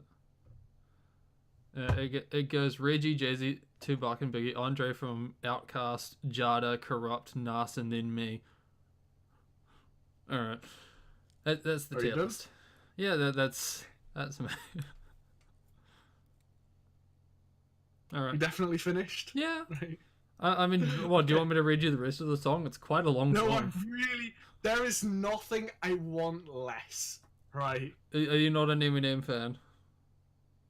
No, I like quite a few of his songs, actually. I have Curtain Call and what was his, the Slim Shady LP, actually. What, the second one? Or the first one? Wait, isn't the Marshall Mathers one? Oh, that's what I'm thinking of. I have Marshall Mathers 2. I don't, because that's the one with Rap God on it. I had the first one of those and the Eminem Show. Okay, we are not talking about Eminem, okay? Right? We are not talking about Eminem. Okay, You mean? because I will forget what we're talking about if we don't press. Yeah. All right. So who the fuck is Rui, and what the fuck is she Okay. from? Rui is from Domestic Nakanojo, or Domestic Girlfriend. Tachibana Rui. Do you know anything about Domestic Girlfriend at all? No. Okay, it's trash. Oh, it's trash. Like, it's not like K-On! Or something, which is a really fucking good anime. Like, I love Domestic Girlfriend. I really do. I've read all the manga. Like, I fucking love it. I'm surprised But because it's- I've known nothing about this until now. I would have expected any It's- inkling of anything from this. But it's haram shit, basically. It's haram shit. Okay. So, I mean, I watched a few harem So- shits in my time. I'll give you the brief synopsis, right? The brief outline, right? So, this kid, well, Natsuo, he's in love with his teacher, okay? I love this already. Right. Wants to bang his teacher, okay? He goes to a mixer, right? Mm. And he goes with this girl. Okay, so how old are these? You- How old is? Well, He's like 16, I think. 16, 17, okay, teachers, like, so it's straight still, out of it's still a high university. school teacher. This isn't like trying to bang his like college lecturer or something. No. High school. So, I've already I forgotten his kind name. of... Natsuo. To be honest, All right. he's not an amazing main character, so, Well, you know. none of them are. I'd call him cunt. I just call him cunt. Right? You're just jealous So- that he gets to fuck your girlfriend and you don't. No, because he makes all the fucking wrong fucking decisions. Just Right, like so- you. So, fuck off. You're not wrong, but you're an asshole, okay? Right? So he goes with this girl at a mixer back to her place, and they shag. She wants to lose her fancy a virginity. shag. He's a virgin. Well, they're both virgins, so, you know, she just wants to. It's some weird, contrived Japanese reason. My friends who say they have sex, you know, say I can't talk about sex because I've never had sex, so now I want to have sex so I can know what it feels like, right? It's whatever, right? Mm. Whatever. You just want to shag, okay? He, you know, then goes back, you know, to his home. His widowed father says he's going to remarry. He asks permission.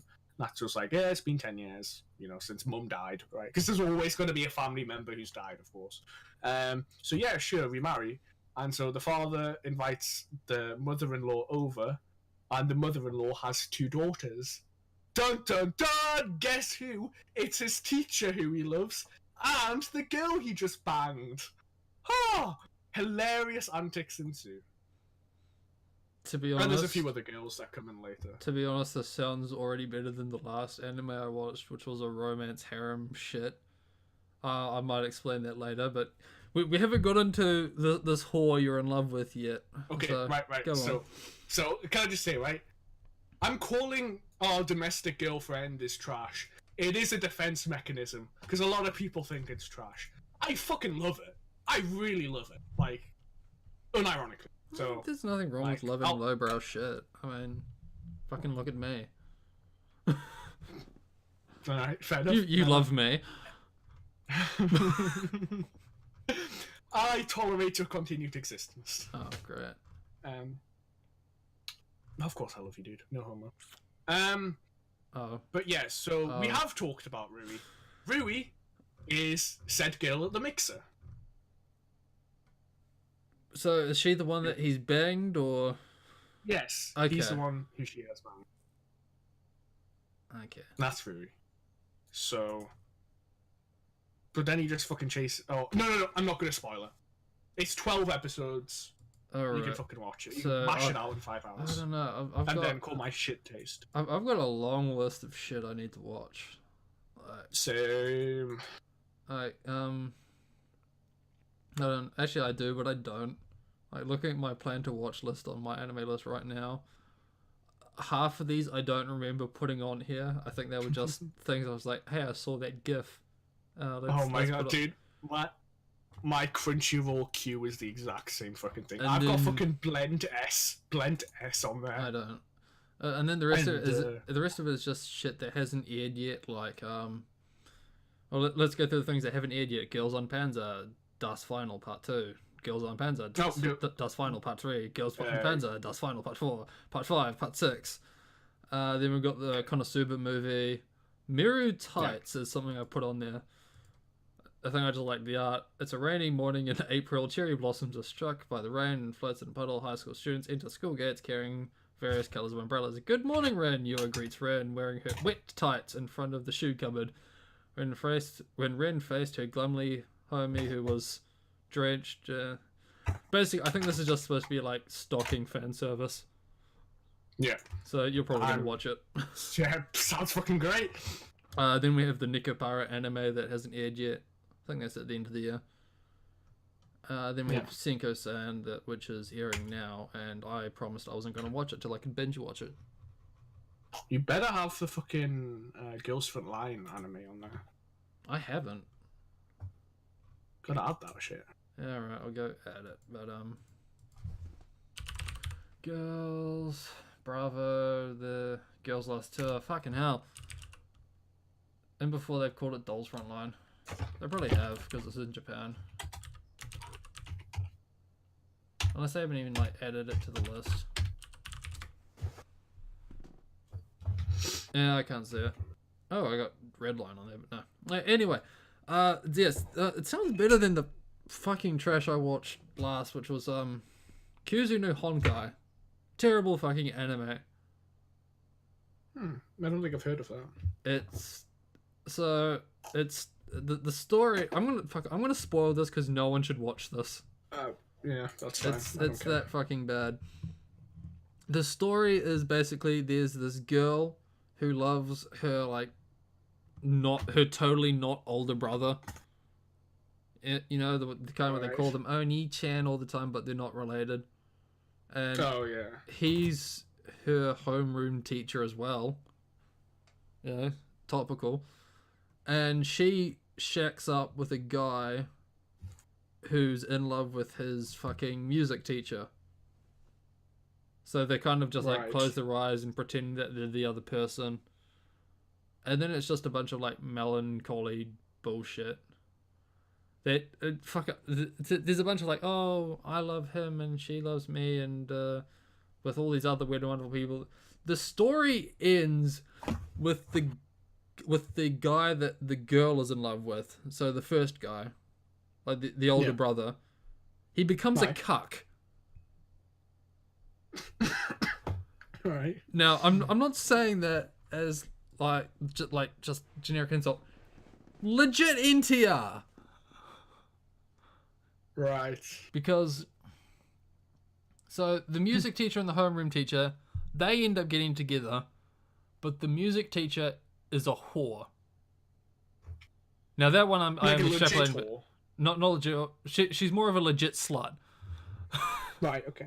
Like she just likes guys' attention, so she fucks all kinds of guys, and then like the end.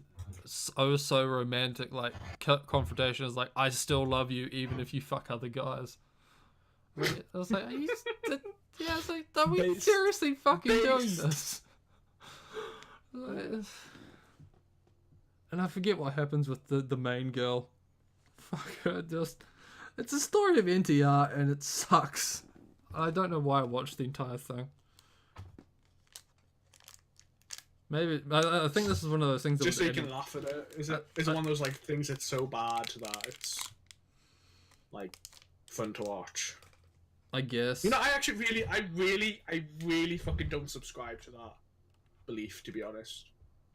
Like things are so bad it's good. Like the fucking Room. I mean, the Room's just shit. It's just shit, right? Well, sure, there's some funny lines and some funny clips, but fuck off anyone who actually watches that shit unironically. I mean, I don't think I agree with like so bad it's good, but I do have this compelling urge to see how far the rabbit hole goes. Like, have you read Emergence? No. Emergence was one of those things where it's like, I mean, it got meme status because of like how fucked up it was, and it was pretty fucked up. I was like. Yeah, after the 40 pages, it kind of... Like, the first 40 pages, and it's like 250 pages long, the first 40 pages was basically where I expected it to end. Yeah. That was the point where I had to hit like the, okay, this is usually about as far as the degradation in a doujin goes, and it just kept going for another 200 pages. Hi. You should read it. In a good direction or a bad direction? I mean, again, it's like seeing how far the rabbit hole goes. Like, it starts off, it's like, oh, generic fucking molestation, and then incest, and then drugs, and then, like, sucking a dude's dick for crack, and then sucking a homeless dude's dick for crack while you're pregnant. Wait, is this actually in it? Yes. Fuck, alright, give me the name. Well, fucking Emergence. Alright. If you go on Hentai, it'll be the easiest shit to find.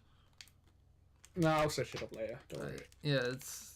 I mean, it fucked off my expectations, and I've said this a lot to people who've read it. It's like, if you take it as this sort of like linear progression of fucked up shit, I find it interesting that they consider incest, like being raped by your father, to be less of an issue than like having sex while you're on ecstasy.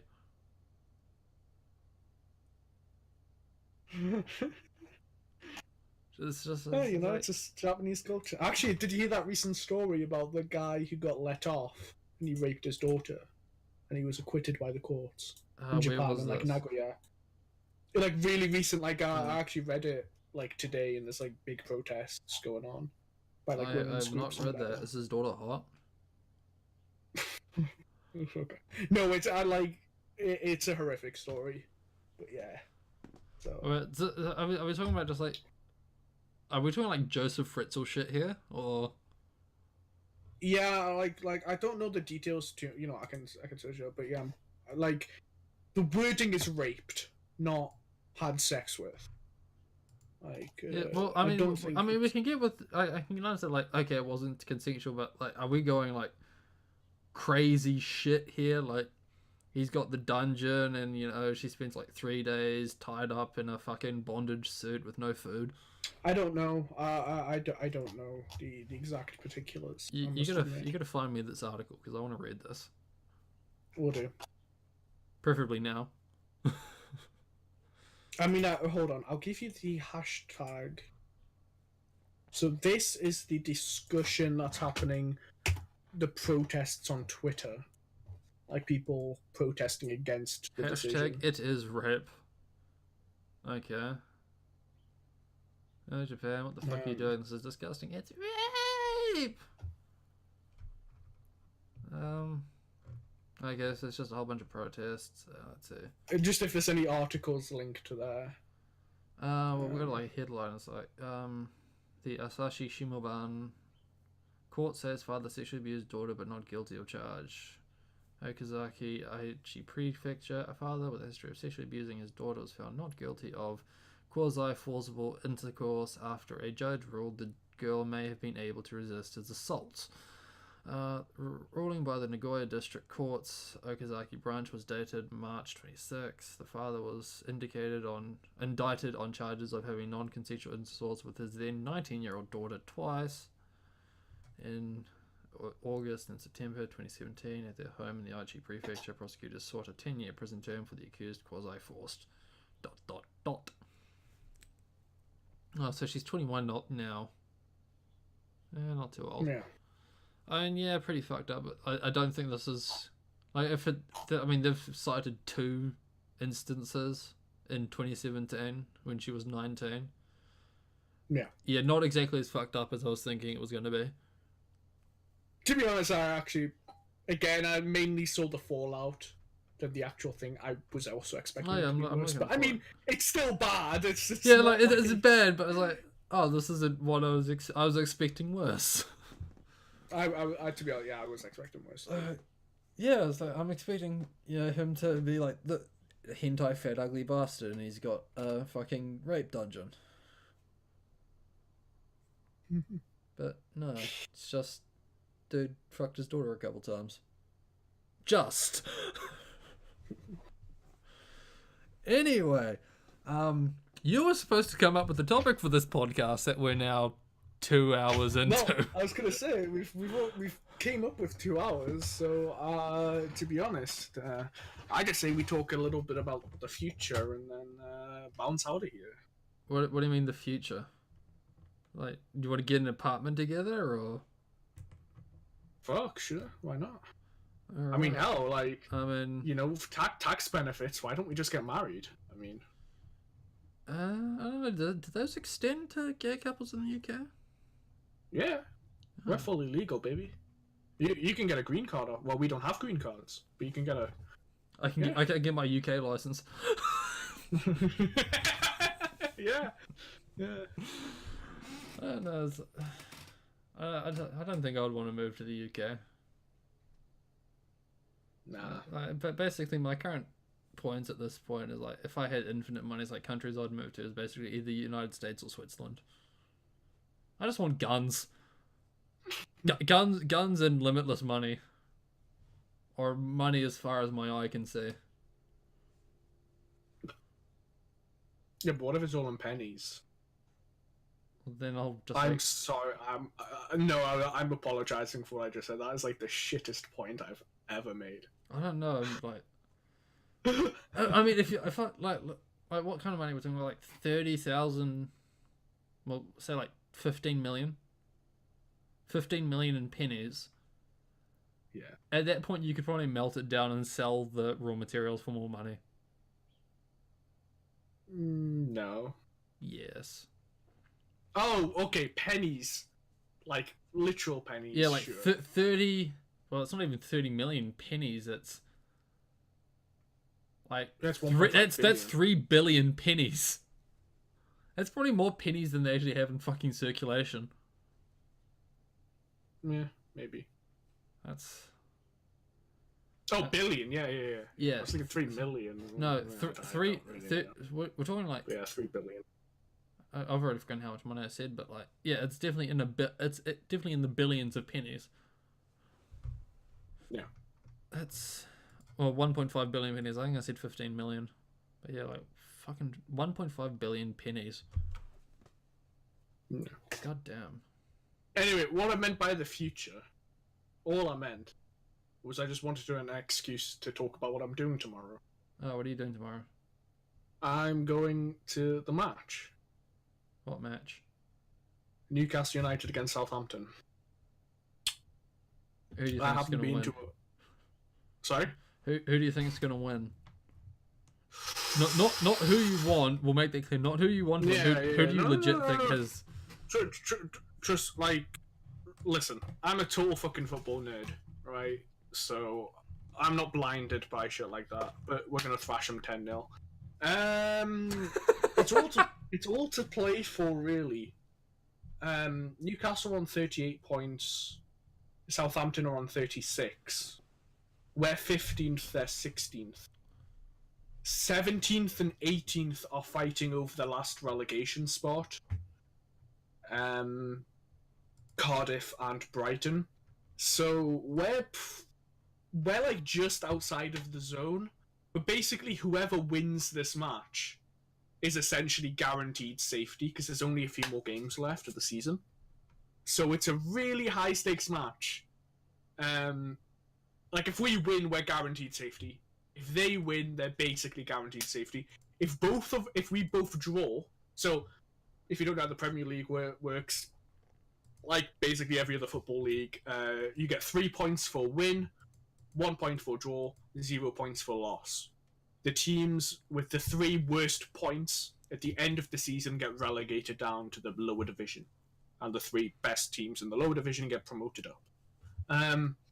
So 2 teams are already mathematically relegated, and there's 1 left. So the 18th goes down, and we are 15th and they are 16th. So we're not out of the woods. Southampton have been in better form. We just came off on a win against Leicester City, which is a really good result. Southampton lost their last game, but they won the 2 before that, I think. Or maybe they won they won the last 2 games, actually. So Southampton look pretty good, and it's at home. we've got a good home record. To be honest, I'd probably say a draw. Probably, I think both teams would be fairly happy with the draw because it puts more distance between them. And the magic number is 40 points for like guaranteed safety most seasons, and we're on 38. So a draw would put us 39 with 2 more games or 3 more games left. 3 games left. One of them was against Liverpool. Oh, sorry, I've not answered your question at all, and you've probably tuned out. So, No, I'm still listening. So, I would probably say a draw, but I want to say Newcastle will win, but I can't say that with any certainty. It's at home, the home team. We have a good home record, so. But I think in a squad sense, the Southampton. I mean, we have a really bad squad, but a really good manager who plays good defensive tactics. But in a squad sense, Southampton's squad is better than ours. Sorry, better than Newcastle's. I shouldn't use pronouns. Better than Newcastle's. So, I really don't know. I really don't know. Okay, so I'd probably. because I've never actually done this before. It's like, fuck it, I'm gonna go put like 10 quid on a draw. How do I go about this? Shill me some fucking gambling website, you whore. I use Ladbrokes. That's what I use. We'll deal with that after the podcast. So that's what you're doing tomorrow. Yeah, I've not. Sorry, can I just give a little bit? Oh, hang on, I'm cutting you off. Sorry. No, go on. I was just gonna say I haven't been to a football. The last time I went to a football match was over 10 years ago. So, like back when our legend, the legend of Newcastle, Alan Shearer, was playing, I technically saw him in the flesh. I don't remember anything about that day other than swearing as like a 6-year-old and my dad telling me off for swearing. Cunt. I think I said fuck or something. Like fucking hell. All they Or want something. is a decent referee. A decent referee. A decent referee. So it's a fun song to Or sing. actually, some fucking American or whatever, one of the American posters here, because I bought a shirt yesterday. I bought the strip, and I posted it, and somebody said, "Oh, it's Potato," and he said, "Am I going as the referee?" Because our colours are black and white stripes. Aren't your referees like pink? Like, we've had this conversation before, I'm sure. What do you mean? Like, we've talked about football for like, aren't your referees in like bright fucking pink or something? Oh, no, right. So the referee official color is black, but referees wear a color that none of the other teams wear. So if a team has a dark strip or whatever, they won't wear black. So pink is one, yellow. I'd say yellow's more common than pink. No, they don't wear green. But it's like goalkeepers. So the goalkeeper colours is like all green, all yellow, all pink, all light blue, because they have to be noticeable. But yeah, and it's also why people... No, I've definitely ranted about what green football strips on here, haven't I? I don't know. Haven't I? Fuck green football strips, because you can't see them, because of the fucking field. And it looks like they're all goalkeepers running around. Just fucking mental. Any team that plays in green is fucking retarded. If you own a team, are you allowed to change their uniforms?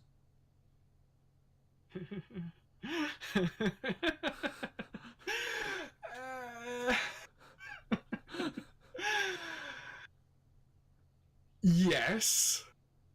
You know I would be just fucking with people. I don't know who I want to fuck with more. Do I want to make my team wear like bright fucking pink, or do I want to like choose the most annoying fucking colors to make everyone else wear pink?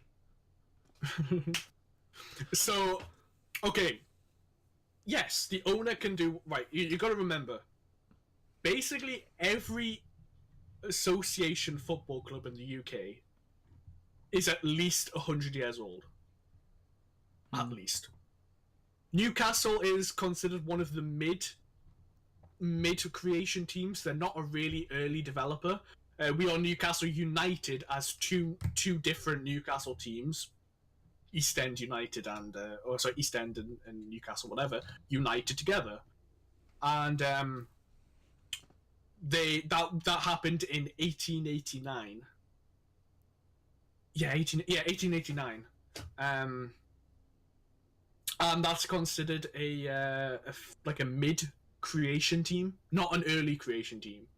So basically, like, we've been wearing black and white stripes for over 100 years now. So it's like, try and fucking change. Actually, we did have one recently, a few seasons back, where the black and white went into blue at the bottom. So the black kind of had a gradient, and towards the bottom of the stripes, it went into like a dark blue.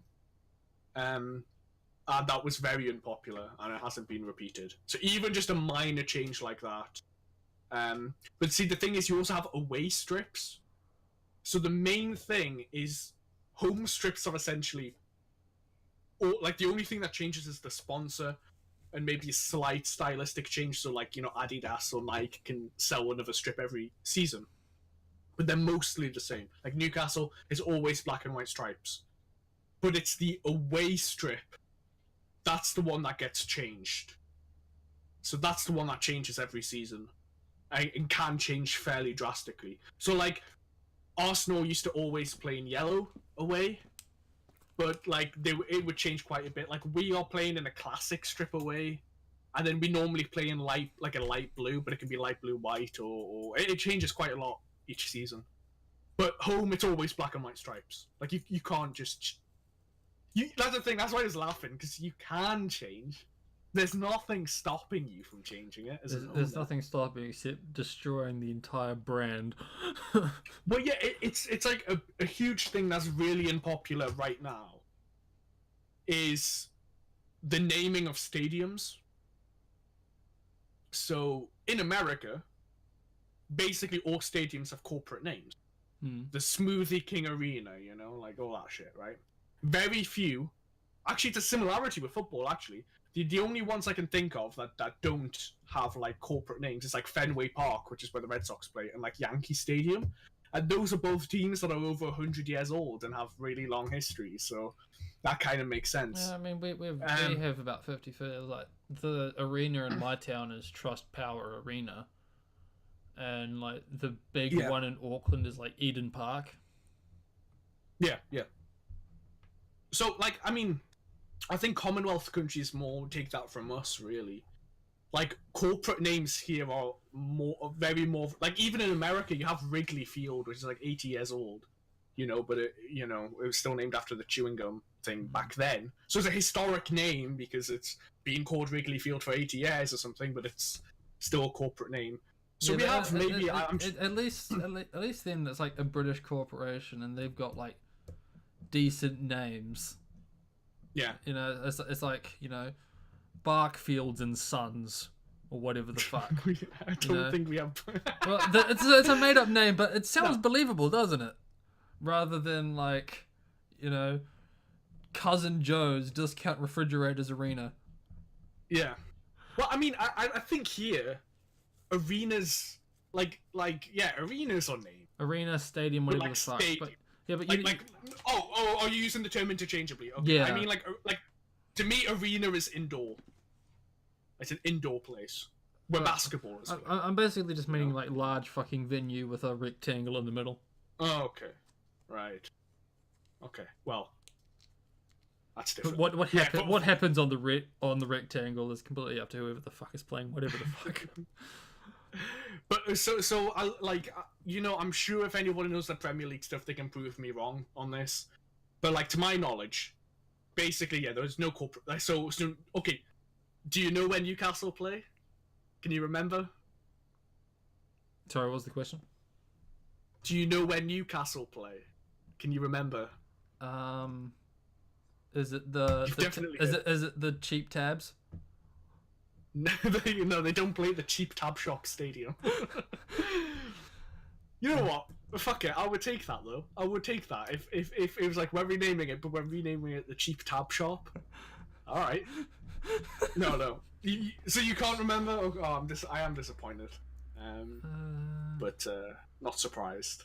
Well, Or you're gonna have at least one serious guess. Give me a hint. It's begins with Saint. Oh, fuck! It's the. No, it's not the train guy, is it? No, that would be a Sir. It's probably not going to be Saint John, and Saint Andrew is Scotland. You don't know. It's fine. You don't know. It's okay. I'll say Saint Antonio. No, we don't play at Saint Antonio's Park. It's Saint James's Park. All right. Is where Newcastle play. And yeah, so okay, so Manchester United play. I'll go through the top 6 because these are the ones you know, right? Or the teams that you may have heard of, right? So Manchester United, you've heard of them? Yeah. Okay. They play at Old Trafford. All right. Liverpool play at Anfield. Mm-hmm. Oh, okay, right, because I'm saving 2 for the end, right? Tottenham is weird. Okay, Tottenham Hotspurs. Okay, like I can understand that. So Tottenham's weird. Where they played at White Hart Lane, they've just built a new stadium that doesn't have a name, so it's technically right now just the Tottenham Hotspur Stadium, and people are calling it New White Hart Lane, but it probably is going to get a corporate name. And what's the other team? Chelsea play at Stamford Bridge, which I'm pretty sure is the bridge where King Harold beat the Vikings before going down to Hastings and then losing. I think that's what Stamford Bridge is. To be honest, could you imagine playing football on a bridge? Yeah, that'd be cool. It'd be cool. Yeah. But so those are like old British names, right? You know, old. It's the street that the stadium was on, or the site that it was built upon, right? Yeah. Makes sense. The other 2 teams I want to talk about is Manchester City. Have you heard of them? Yes, I remember that there was Manchester United and Manchester City, and they're completely different things. Yep. And I'm not trying to be patronising. I'm seriously interested. No, that's fair because fuck football. And Arsenal. Never heard of them. You've never heard of Arsenal? I've heard of Arsenals, but I've never heard of a football team called Arsenal. They actually were made back when we still had they were built on the South Bank near the Imperial War Museum, near the literal arsenal, and they would make the cannons and stuff for ships and whatever, and then they moved to the north of London, near Tottenham, where there's literally no military infrastructure there, but they're still called Arsenal. But yeah, so those 2 teams play. So Arsenal used to play at Highbury Park, just like St James's Park, you know. Mm-hmm. But then they moved out and they now play in the Emirates. And yeah, and what they called Manchester City play at the Etihad. So they're both Middle Eastern. Yeah, the Etihad. Never heard of it. I think it's the Saudi. I'm pretty sure it's the Saudi Arabian one. The airline. Never heard of it. It's either Saudi Arabian or Qatar. Qatari. No, they do PSG. I think it's Saudi Arabia. But it's one of these Middle Eastern ones, right? Yeah. Own Manchester City. And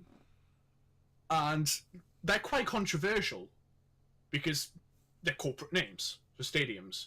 And they're also, to speak a bit of Brexit parlance here, they're not British corporation names either.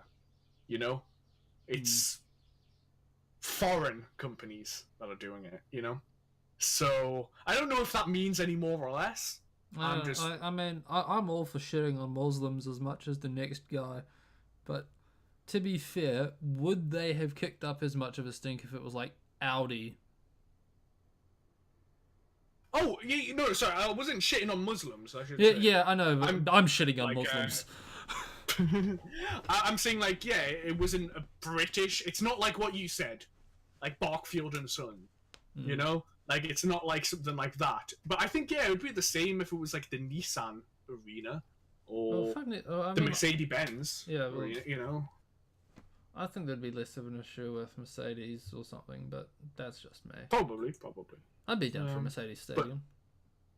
There are many Mercedes stadiums. That's why I used it as an example. But it seems like it's weird because we're fine with having sponsors on the middle of a shirt, which Americans aren't. Like their strips are quite. Well, sorry, their jerseys. Well, that's because they need like big fucking numbers because they're like crayon munchers. Like, you think they're going to be able to distinguish a logo among a dozen logos? Yeah. Like, but it was like. Oh, sorry. Like they sure as fuck don't do it for NASCAR. Oh, true. But it's like, actually, have you ever seen like low tier like rugby league over here? It's like 20 or 30 different sponsors on a shirt. Like you can tell the sports that don't get as much funding and the sports that do, just because they're fucking plastered with everything. But yeah, like I remember the NBA allowed little patches on the side. You know how they wear like vests in basketball, and when the strap goes over the shoulder, and that little part you was allowed a sponsor, like just a little patch there of like a sponsor name. And there was a big fuss about that because American strips don't have sponsors on them apart from the shirt, apart from like if it's made by Nike or Adidas, right? Apart from that, American things don't have sponsors on them, and it was a big thing. And it was like, it was the opposite in the UK where, yeah, like having like my fucking Newcastle United thing has a Chinese company on the front of it, Fun 88, with Chinese characters on it, right? And that's fine. That's like, it's normal, you know, to have like the like Emirates or something on, like, or what's the famous one? Visit Rwanda, I think, is Leicester Cities or something. That's gonna be a fuck no from me. or Visit Uganda. It's something like that. But the naming of stadiums is, you know, seen as fairly sacrilege. Like I've told the story that Newcastle United was going to be renamed, St. James's Park was going to be renamed Sports Direct Arena. And that is the other thing I wanted to talk about. Can I quickly finish this point? Can you remember it? You can. All right. Okay. Basically, it was so fucking unpopular that the new shirt sponsor, Wonga, which is another term for money, it's like dosh, cash, Wonga. Wonga is a payday loan company that single mums and poor people borrow from, and it charges 4,000% interest, and that is not a typo. 4,000%. I don't think you can have a typo on your voice. But, okay. Well, whatever. You know what I mean. Yeah. It's not a mistake, right? Yeah, 4,000% interest, and shit like that. So a very scummy company. And they actually, I think they've recently went bankrupt because they were taken to court so many times. And they said, "Hang on, we're not going to do this. We're gonna sponsor you, and we're gonna make you reverse that decision." I should say, Sports Direct is the company that our owner runs. So one of the things is Newcastle gets no money, but the big thing is a lot of money comes from your sponsors, and we are essentially free sponsoring. So we have Sports Direct over all of our stadium, and normally a stadium would get money from that, but because our owner owns Sports Direct, it's free, so we don't get that money. So normally, if you do sell, like if the Etihad is renamed like Etihad or the Emirates will pay a lot of money for that. If we became Sports Direct Arena, we wouldn't even get any of the benefits, and we just have a shite name. So it's very unpopular that a shitty company even stuck up for us. So that's my real only experience, that they tried to give us a corporate name, and they had to reverse it. All right. Anyway, what were you gonna say? So the story of all this goes back about a year now, when I was talking to a friend of mine in Manchester, And I was like, Okay. and a conversation came up about some of my other UK friends, and one of them in particular living in Newcastle upon Tyne. And he's like, Are we if you, friends? I don't like to think we are, but Yeah. yeah, he said, oh, next time you see him, ask him about Sports Direct. And I thought, oh, it's probably just going to be this it's going to be like this big like sporting goods chain, and like everyone shops there, so everyone's wearing like Adidas things, and it's probably just going to be a bit of a laugh. And Yeah. I go like about a few days later, I go have a conversation with this Newcastle upon Tyne friend. Yeah. And sounds like a nice guy, I should say. no, it's Sounds a like bit a of real a stand-up faggot, lad. really, but well, so the conversation went on, and I eventually got to this point where I was like, oh, I could probably work this into the conversation. And I was like, so is this like Sports Direct? And he went silent and told me to never fucking mention that name again. And I don't remember this, I have to say. oh, you were quite adamant on that I should never bring up Sports Direct again. Oh, And no, I was that's something I'll definitely say. And I was a bit taken aback and a bit aroused because I knew I had found something fucking great. But I kept my word and I didn't bring it up. And then I come into the server a few weeks ago, and I find we have a new emote.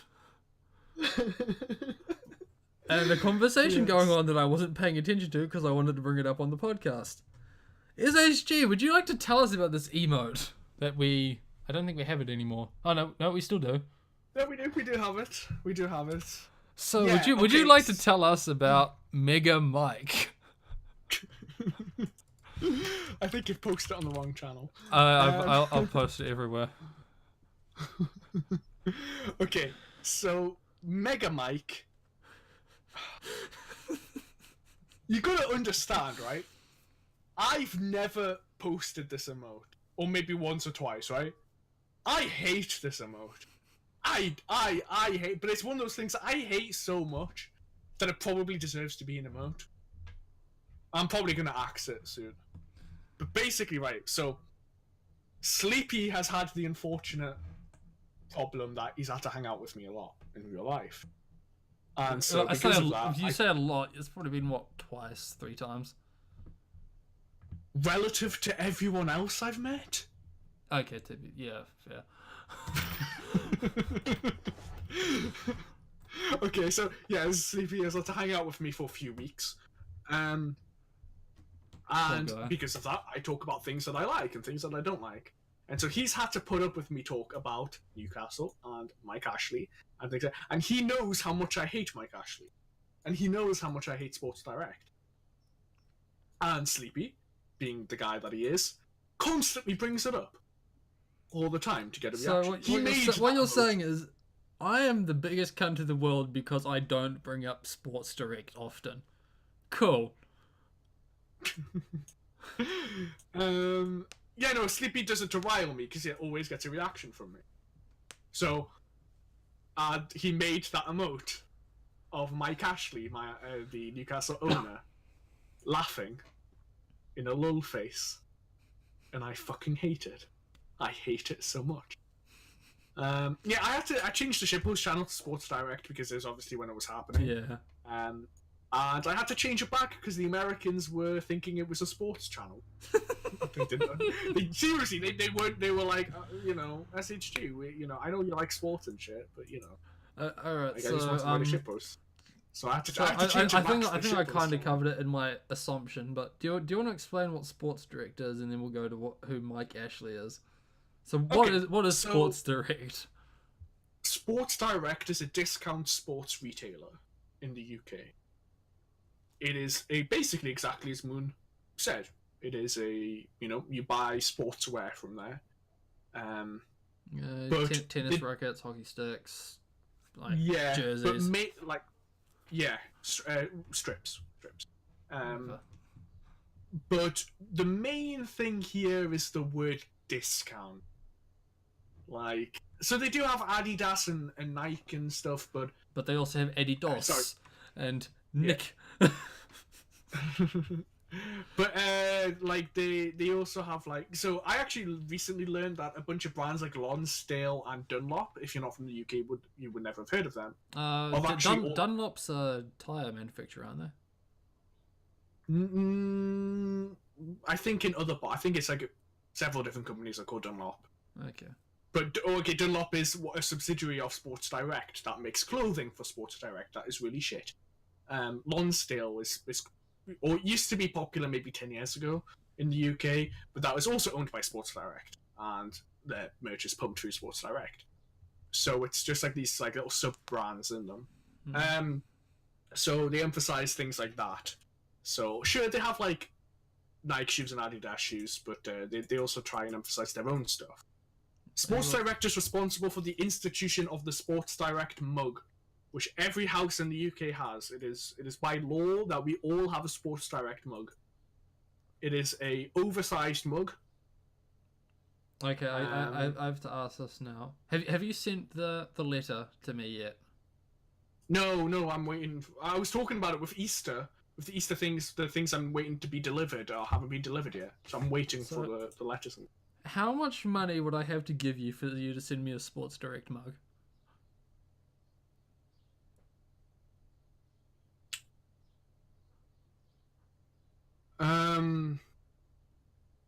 Like they're oversized mugs. They're not cheap to send. Shipping cost. That's the thing. Like shipping costs. I don't know. Probably like 15-20 quid, mate. I can work with that. All right. Do you want a Sports Direct mug? I will send you a Sports Direct mug. Yeah, send me a Sports Direct mug. But if you're gonna send me a mug at that point, you might as well like fill it with like goodies. Like put some candy and shit. Do not send me fucking tea cakes and penguins. I swear to fucking God. It is gonna literally be filled with penguins. I'll weigh the mug that I have, and I'll have a look at like Royal Mail and stuff, and get you an exact answer.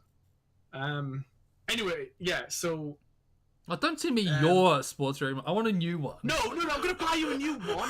Mate, I need to fucking know how much it weighs so I can look and see how much it charges. Because the fucking weight's the shit that matters if I'm shipping it halfway across, the whole way across the fucking world, isn't That's it? That's the other thing I'm not gonna buy one and then weigh one. I'm gonna buy one, put it in a box, and fucking send it out right there. You're the fucking mug here, mate. Sorry, I'll calm down. I don't know. I think talking about fucking Sports Direct and Mike Ashley set me off for a second. I do apologise. I have awoken the beast. I'm sorry, guys.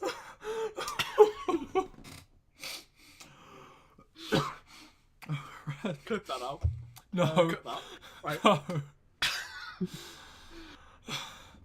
Okay, so we'll deal with the Sports Direct mug later. Yeah.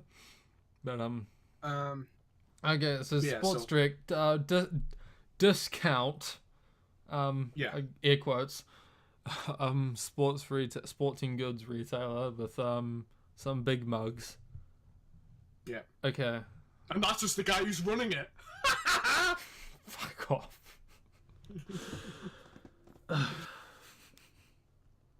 All right. I should say one other thing. Oh wait, do you want me to move on to Mike Ashley now? I don't know. So like, is there anything actually wrong with the company aside from like, so they push their own like domestic brands? Yeah. Like, so why is the big? Well, is it aside from Mike Ashley himself? Is there anything that makes Sports Direct this big unspeakable thing that I'm not allowed to bring up, except the fact that I'm bringing it up fucking now? The problem is it's all related. It's all related. All right. So as a business, from a pure business point of view, all their stuff is made in sweatshops. Now that's the thing with Nike and Adidas. I mean, come on, you know, aren't they all? But apparently there's a difference, and apparently Sports Direct makes them in really shit sweatshop. But the big thing in the UK, which is why they're unpopular, is their labour laws in the UK. So this store is entirely staffed under people with 0-hour contracts. And a 0-hour contract is a contract in which there are 0 fixed hours. So you are called up, or you have to call up every morning of every day and see if you're working that day. You are not given any hours. It has been referred to in the UK press as modern day slavery, and among other things. Yeah. The problem is like, oh, it was designed to help, for students to get jobs, but now people are with the job market shrinking.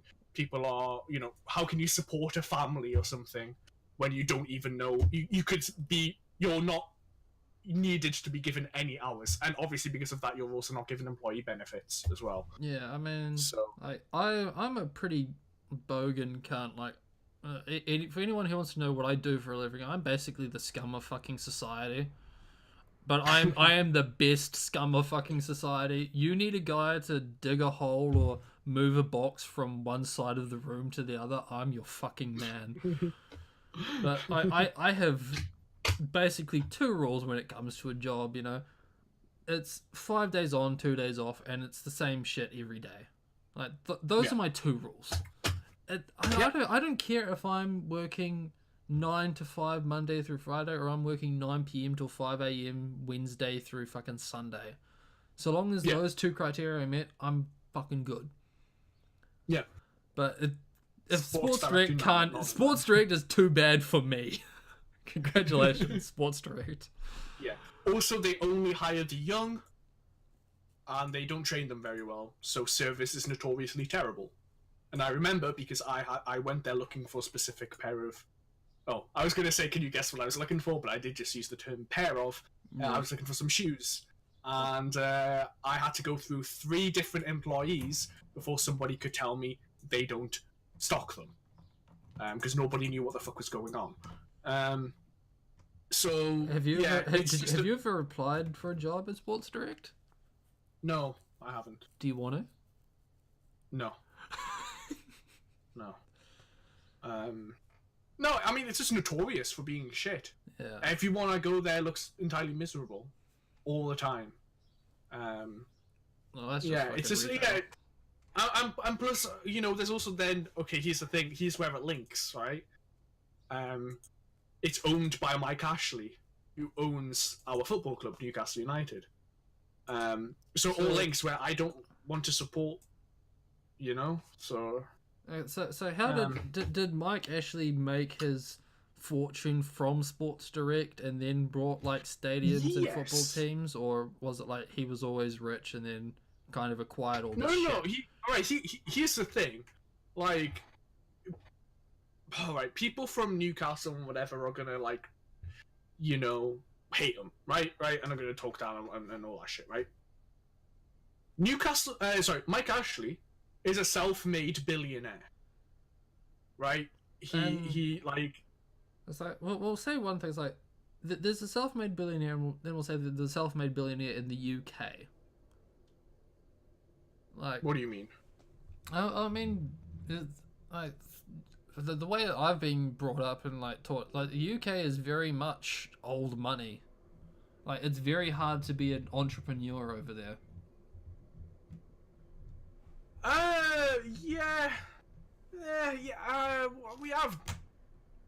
We have decent freedom. We're pretty high ranked for businesses. Yeah, but it's like, I think it's also like a cultural thing. I'm not disagreeing with you. It's like you're brought up. You're like, okay, I'm gonna grow up. My father was a dock worker. I'm gonna be a dock worker. Yada yada yada. Yeah. There isn't much incentive to go off the beaten path. Right. What I'd say to that is that used to be true. It's not. I mean, that's very outdated. America has now taken over your culture, is what you're saying. Yeah, I mean, to be honest, yeah. You can do anything except for when you can't. I'd say that's more of like a low income thing. I'd think maybe, like, I'm not saying that to be demeaning or whatever, but somebody who's in a low income family, the bogan trash. Yeah, well, here's the thing. Like, where I live, a lot of people did do that, but it was because they couldn't even pass high school.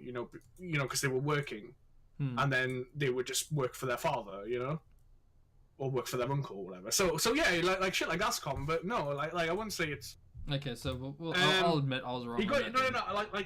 I know his story fairly well. He got a loan, and he set up his company making that loan. He didn't have any family money. I don't know enough about his family maybe his family is rich or whatever. But from the story that I know, he isn't like he didn't come from money, or any amount of like what you would maybe consider old money.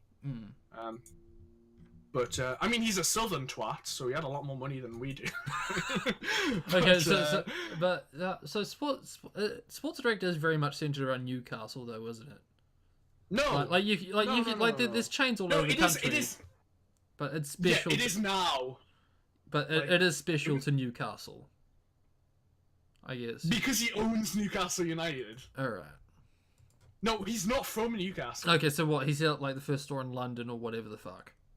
Yeah, But he's just moved all his. But he's just moved all his like sporting investments and like football teams to Newcastle, or he brought the ones in Newcastle.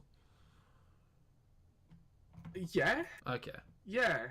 I mean, he's a thing like he's owned Newcastle United for like 10 years or something.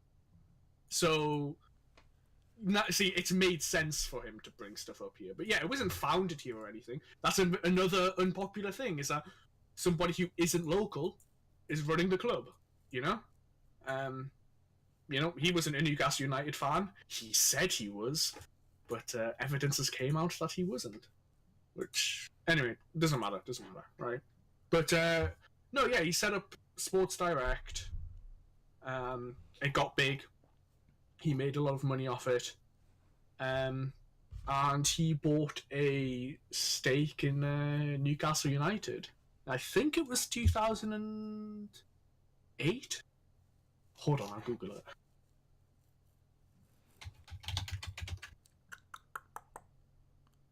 Clickety clack. 2007. Yeah, he bought a stake. This is a big thing. He lied to Freddie Shepherd. Who the fuck is Freddie Shepherd? Freddie Shepherd is a huge business magnate in the north. I actually live literally 50 meters away, or maybe 60 meters away, because I live right by the river, from a Freddie Shepherd owned dock. Shepherd Offshore is the name of the company, and it's a huge employer in Newcastle. Born, lived, died in Newcastle. And because of that, he invested a lot in the club, and we had a lot of our huge success. It was him and John Hall, and we had a lot of success when Newcastle nearly won the league, and we totally did not bottle it at the last second and give up a 12-point lead to Manchester United. That did not happen, and if you ever bring that up, I will kill you. Okay. I'll just bring up Sports Direct instead. And when we didn't have what do you call it? We nearly won the FA Cup, and we reached the FA Cup final in 1999, where we also lost it to Manchester United. If you ever bring that up, I will kill you. In fact, actually, the last pieces. There's a lot of knife attack reasons in the UK, isn't there? Yeah. So, but Newcastle had a lot of success in the late 90s, early noughties. We didn't win anything, but we were getting regular European football. I don't think I've ever. Well, I think I have, because I know what you mean when you say noughties. Yeah, I'm not a fan of the term, but it just 90s and noughties. It fits. It flows well. I will say the 2000s if I'm referring to just 2000 to 2009. But I don't know. It just felt natural to say the 90s and noughties. All right, I think just a side note to that is that I think that's something that's come out of the past year or so now. It finally feels like the 2000s were a decade ago. Aye. Like it finally feels like it's its own self-contained thing, like the 90s and the 80s. It does feel like there's a 2000s and that we're not just in 2000s extended. We are very much in the 2010s. Or the 10s. Yep, I'd agree with that. And then we're gonna have this problem where the 20s are gonna feel exactly like the 10s. But maybe that happens just for everyone. Yeah, pretty. I mean, yeah, it was just dilation of time, isn't it? Actually, it's literally not. That has nothing related to the dilation of time. I don't know what I'm saying. Anyway, Yeah. So yeah, basically he Freddie Shepherd had put a lot into the club. He's loved in Newcastle, and Mike Ashley. But he's getting older and he wanted to sell. And Mike Ashley said he would buy it, and he gave Freddie Shepherd assurances that he would put money into the club, a lot of money into the club, and Freddie Shepherd sold it to him. And Mike Ashley is now has the reputation for being the tightest owner in the league.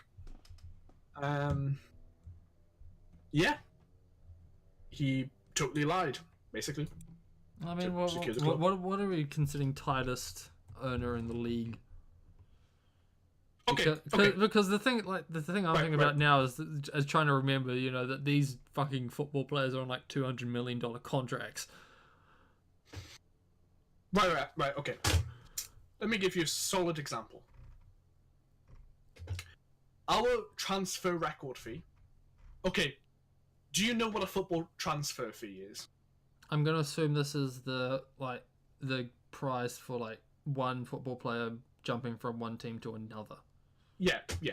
It's fairly self-explanatory, but a big thing here is it's nothing to do with the wages. And the only reason I'm making a point of this is because I didn't understand it too well. So the transfer is like, okay, we've got this guy on contract for 3 years. We've had him for 1 year. We'll transfer his contract to you, so he'll place for you. You're gonna have to pay us 40 million for that, okay, right? so this is the price to so if I was owned Newcastle and I wanted to transfer a contract from someone from Manchester, I would be paying the Manchester team. Yeah, exactly. Not the player. Team. Yeah. Okay. The player is essentially getting paid the same amount, but that's the thing, right? The player will renegotiate his wages, so you have to have enough money to satisfy the player. But this is a big thing. When somebody is like, "Oh, this guy cost £90 million," the club isn't paying him £90 million a year, or even like over a few years. It's what the club paid the other club for. So this is why it's a pyramid structure. So clubs on the mainland will develop players and then sell them to the Premier League. Lower division clubs will sell them to higher division clubs, right? That's just how football works. And then they use that money to develop more youth players, So our fee, which was 2006, it was it was like £16 million for Michael Owen. And we had like a £14 million for Alan Shearer, who was a legend, or maybe 10 million, I can't remember. So somewhere about there, right? We had like 15-16 million pound for Michael Owen in 2006. Is that selling him or buying him? Buying him. We bought him. So the transfer, we paid £16 million for this player. Now at the time, that was a decent amount of money. Like it wouldn't be considered, it's our all-time transfer record. That's the most we've ever spent on a player. £16 million. That was the year before Mike Ashley took over. We didn't beat that. We only beat that literally in January this season. Can I guess how much it was? Sure. 20 million. Yeah. Fuck. £20 million. We played for Miguel Almiron from Atlanta United. But no, it's like 16 million, and he gets another 4 million. They get another 4 million if he does well or something. It is a staggered thing. So it's worth about 20 million, okay. Which is enough to beat, right? By pure inflation, not counting that the Premier League is making way more money now than it was back then. Just counting inflation, like the average, like that, it went way higher. Way fucking higher. Yeah, we just beat that with one player. That's just one example. Yeah, I would say what's the record, but like what's the average one for a team like Manchester United? One of those ones that has a fuckload of money. Paul Pogba cost 90 million or 190 million. And he's not exactly the hottest of shit. Well, he won the World Cup with France. Just the World Cup, okay. No, you know what? You're not. Listen, dude, you're not wrong. I'm not correcting you. I think you've inadvertently give a very accurate assessment of Manchester United's performance over the past 2 months. But yeah, Pogba hasn't been too good. Right. But I think that was more accidental than you've been following Champions League and the Premier League. Yeah. So, okay. So Michael actually a bit of a Jew when it comes to this team that he said he was going to dump money into. All right. Yeah, basically. But yeah, he said he was going to dump money. He's essentially ran it like a business. Newcastle has been very good for him. Newcastle has always made him a profit. Football clubs don't normally make profits. They're not businesses, really. They're not supposed to make profits. Or, okay, right, it's important. They make profits in other ways. Yeah. A football club should always be losing money, but they generate money in other things. In like merchandise and shit. Exactly, right? So, but a football club should always be losing money. We haven't been. We've always been in the black, right? Which is very bad.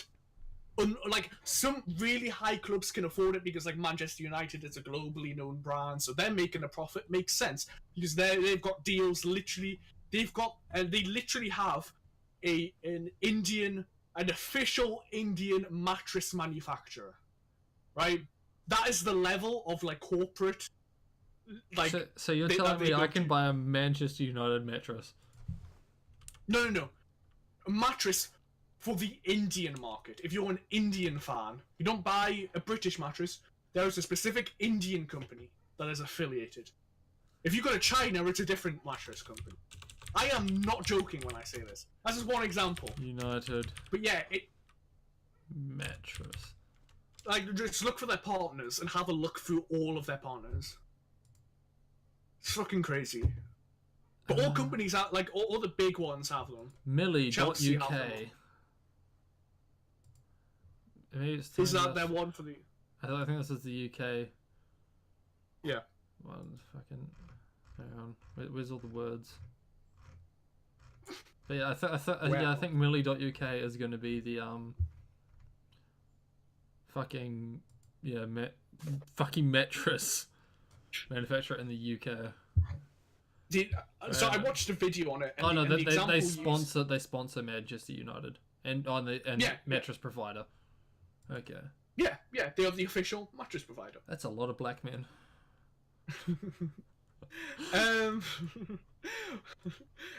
It's a big thing in China. The video I watched used China as an example where, you know, the Premier League's very popular in China, but how can Chinese fans support their clubs? Well, the teams promote their clubs over there and they have special regional sponsors that an English fan would never have heard of, you know, they're Chinese companies, and that the fans of the club can support the club because obviously they can't go to matches or whatever, but they can use those brands. So Arsenal does a lot in Africa, and Arsenal are very popular in like African countries and such. Yeah, man, with a name like Arsenal, fuck yeah. No. For real, like I don't know, like I can't think of the reason off the top of my head, but like Arsenal's really popular in Africa for some reason. But yeah, so anyway, it's because they're using all their guns. But yeah, so Newcastle United is run like a business when it should be run like a football club. And to use a more concrete example, we've been relegated twice in Mike Ashley's tenureship. I don't know what that means. We have finished. You know how I'm saying that we're trying to fight relegation? The bottom teams get demoted. Yeah. We have been demoted to the second division twice in Mike Ashley's tenureship. We are the biggest club in the north. Get fucked, Sunderland. We are the biggest club in the north. We have in the true north, because fuck people who say Liverpool and Manchester in the north. You guys can fuck off. In the actual north of England, we are the biggest club. We have one of the biggest stadiums in the UK. We have the highest amount of percentage occupancy. We sell 99.7% of all tickets on average, which is way higher than like the Premier League's actually really good. I think all the clubs are above 90% or 85%. But yeah, like Newcastle is number one. Oh fuck! And Newcastle is actually that far up north. I thought. Yeah, we are the northernmost city, literally in England. Yeah, so I'm just looking at the map now because I'm like, I'm looking at like the distance between like Liverpool and fucking Newcastle. So I thought you were basically level in my head, but no. No. Nope. Well, okay, what would you say is the cutoff for the true north? Okay, it's a very I'm gonna tell you a very common joke, right? The north starts 10 miles below where the northerner came from, and I would say that's mainly true. Like, to me, I would okay. This isn't true. I know this isn't true, but I would say like Middlesbrough. Yeah, I'm looking at that and I was like, you see that like kind of like choke point. I say choke point, it's still like fucking 200 kilometers long. But yeah, from like Middlesbrough to maybe just above Lancaster. Yeah. I'd agree with that. Alright. But that's the thing. That's not like again, if like theoretically, I think the north is supposed to begin at about Sheffield, Manchester. I think you can fuck off with that. That's just. I mean, I can see how that would work out when you start looking at like the rest of the UK. Yes, it is in the north more than the south, but it's not. Yeah. Right. But yeah, like to me again, it's like people, people in Scotland. Everyone's a southerner, right? So it's all just where you're from. Yeah. Fuck. That's right. Game of Thrones is happening at this time. Yeah, I haven't been watching it. Yeah, I'm gonna binge watch it at the end of the season. Yeah. Same. Just to see how fucking bad it's gotten. I know. I am so disappointed. Anyway, actually, we might talk about that next week. I don't know. Yeah. Wait, are we doing it? Are we not taking 2 weeks? Oh no! I'm planning on like my plan was because we missed like last week. We'll do it this week, and then we'll do another one next week as well. Okay, well, let me know beforehand. Okay, I was under the assumption we weren't going to do it next week, but I'm fine doing it. But yeah, so yeah, we are like the biggest club and all that shit, but we've been relegated twice, which is just fucking retarded. To be honest, Northern football's terrible. Sunderland has a stadium that is a bit smaller than ours. Get fucked, Sunderland. But they're in League One. So, which I simultaneously love and hate. It makes me so happy, but also quite sad. Well, this is one of those things where you kind of do want, like, even if it's not the team you support, you still want underdogs in there, just because we don't have the fucking billions and trillions of dollars. That they can still make it. Yeah. Fuck them, though, but... Oh, no, that's not what... No. Sunderland... Right, I should say with our league structure, right? League One, because us English people are so good at maths, League One is the 3rd division. Oh. So the Premier League is the top division, is 1st division. And then it's the Championship, which is the 2nd division. And then it's League One, and then League Two. And that makes up the Football League. So we, in our professional league, have 92 teams that are professional clubs, which is the most in any country. Yeah, get fucked NFL with your 32 teams. Get fucked, right? Wait, 92 full professional teams. NFL only has 32 teams. Yeah. But there's like 50 states. Yeah, they don't all have teams. The fuck? Also, and yes, cities have multiple teams as well. Yeah. So the New York Jets and the New York Giants come to mind.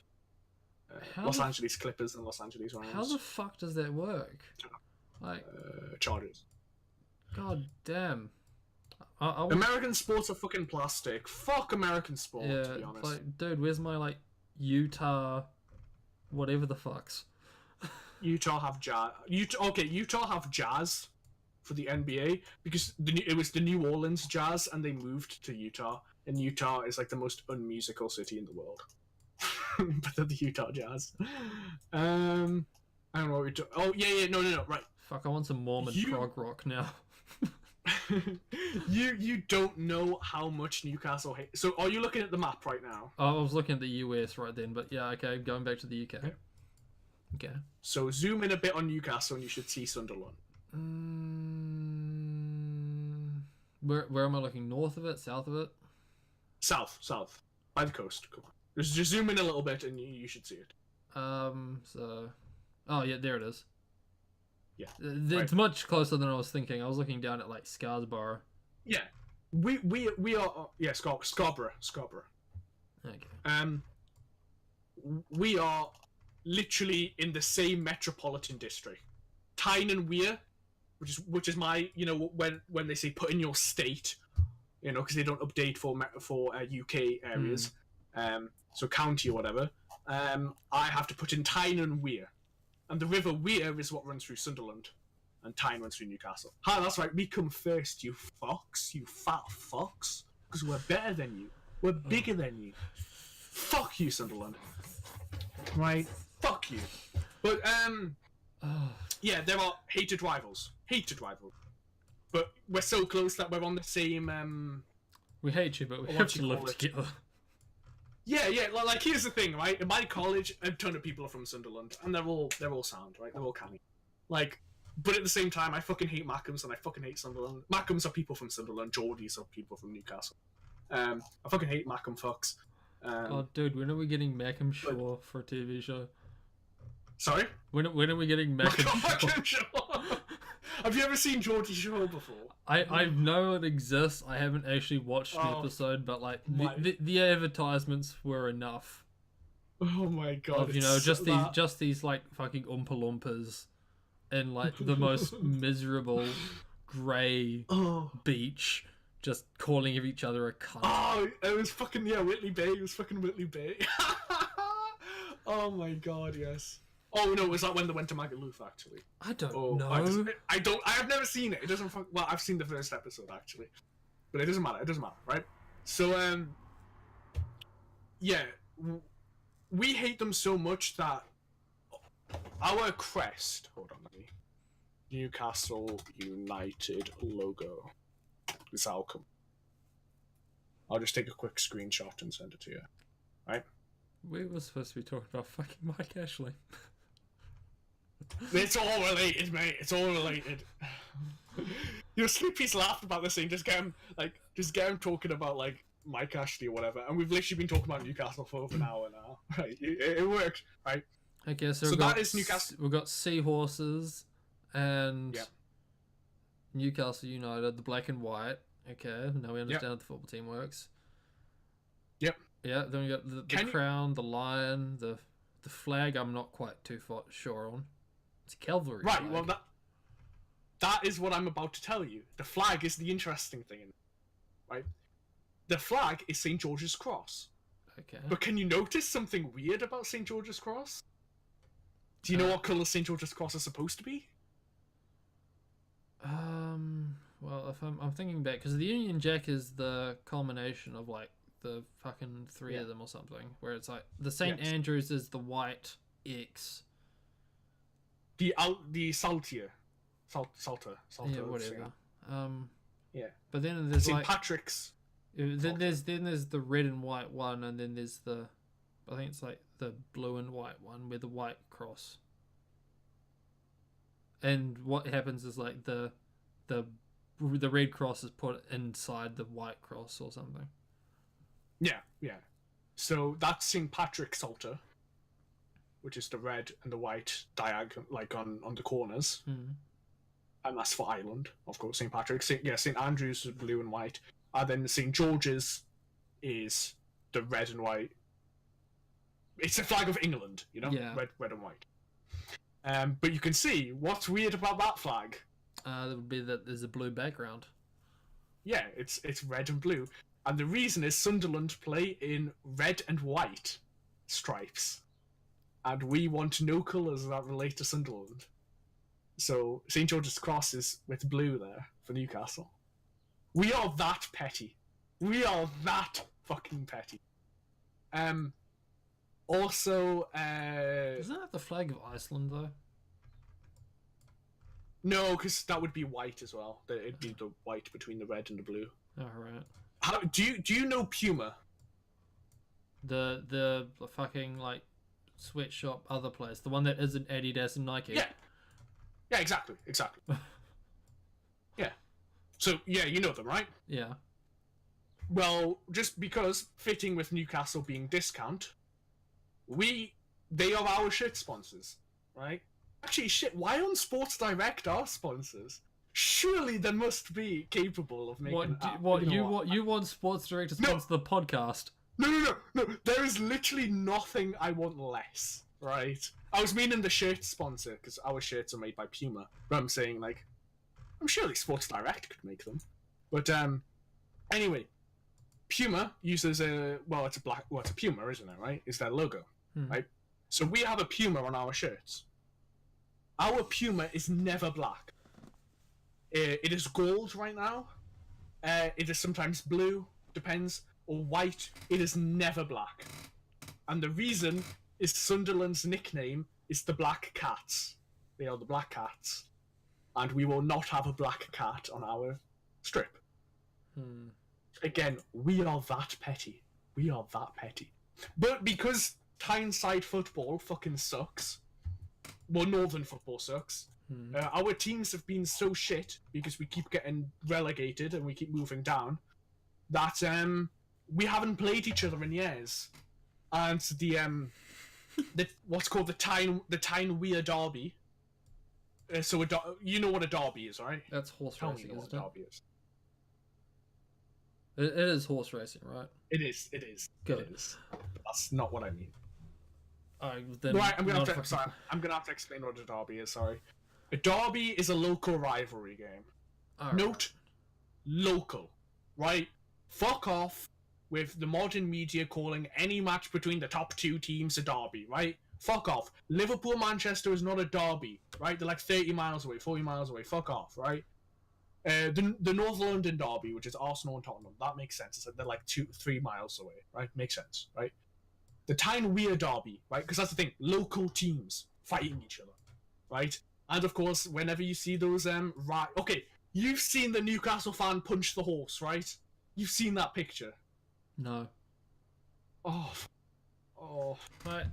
I mean, don't get too disappointed. Like, you gotta understand, I know more about UK shit than probably anybody else in the server that you could get on the podcast.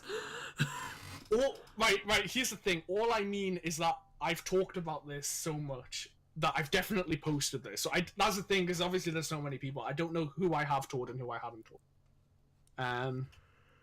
Hold on. I can just literally. Oh, I'm not even gonna put. I'm just gonna put fan punches horse. Yep, Newcastle fan punches horse. Right? This is what... Okay, we are famous for 3 things.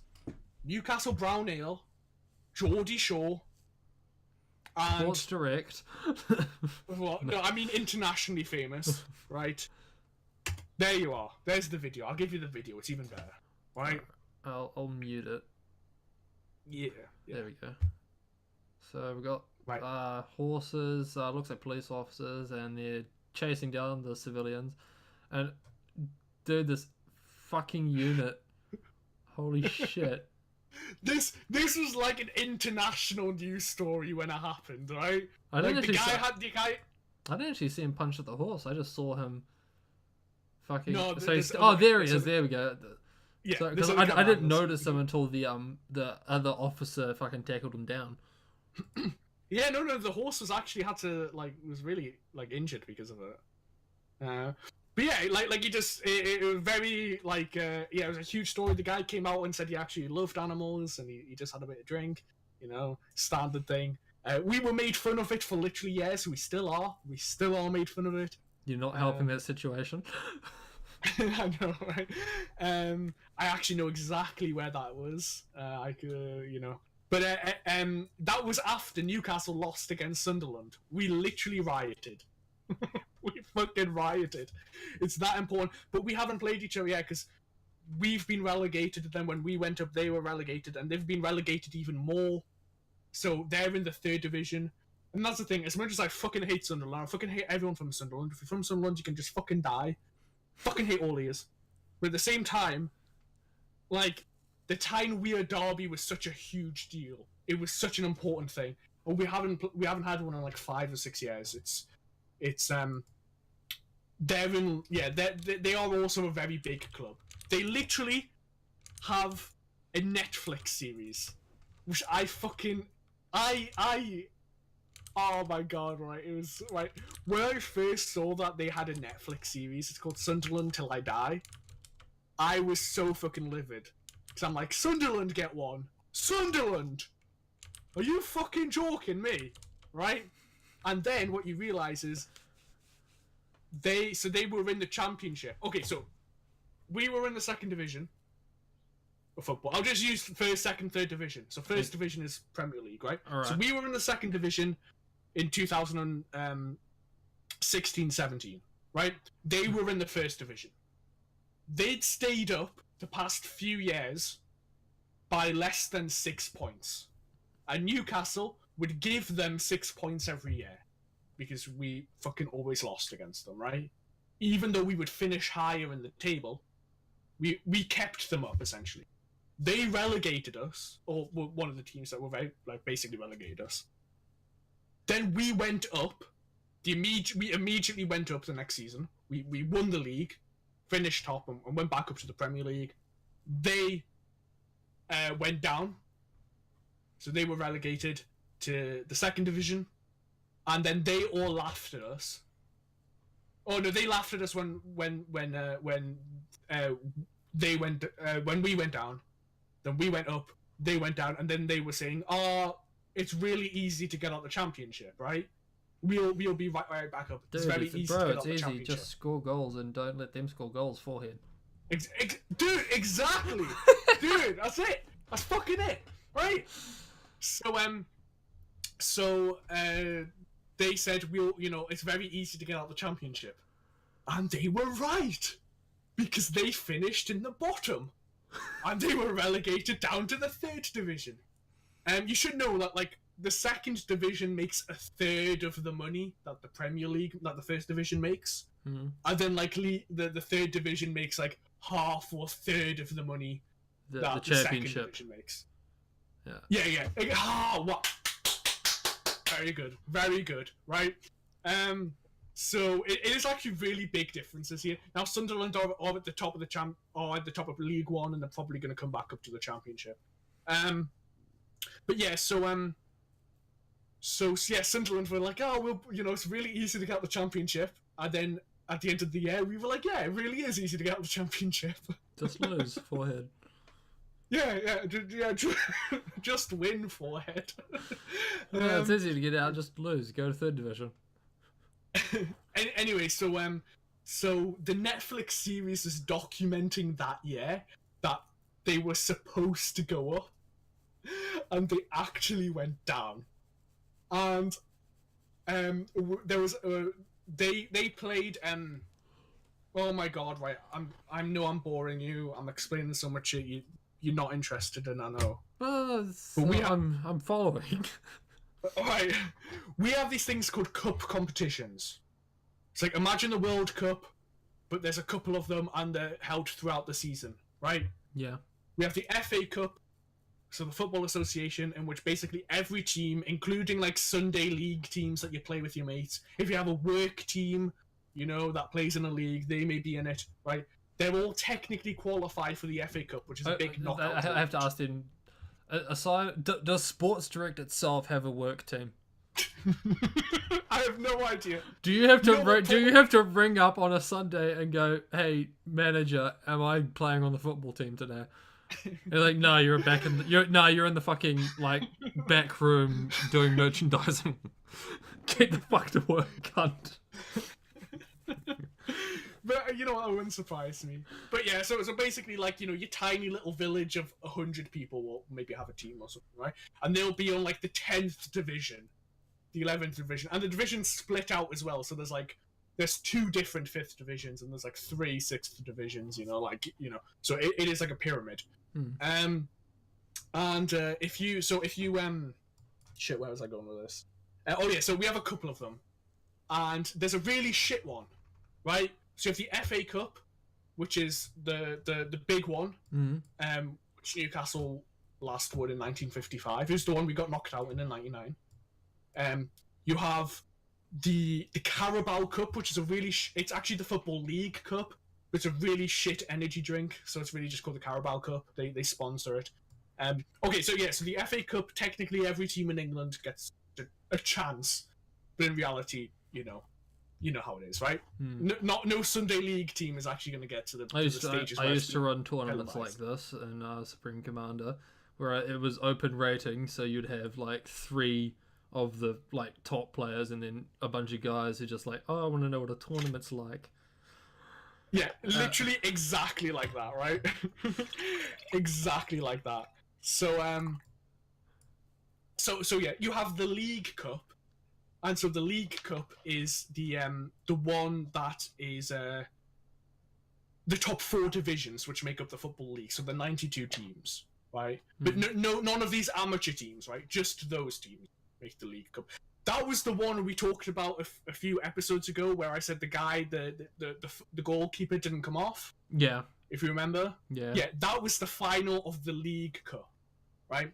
The FA Cup, I think, is happening in a few weeks. The league itself is just whichever team gets the most points at the end of the league, right? And then there's a really shit one that the top teams can't qualify for. It's called a Checker Trade Trophy, and only bad teams can do it. And oh my god, I've literally forgot why I was bringing this up. No, I've remembered. Okay, remembered. That was very close. I nearly forgot why I was going into this. So the top teams can't qualify, but they can submit youth teams into it. So Manchester United can't play in it, but they can submit the Manchester United under-21 team. So right? Basically like the people that have scouted out for their next contract when they turn 18. Exactly, right? Yeah, exactly, right?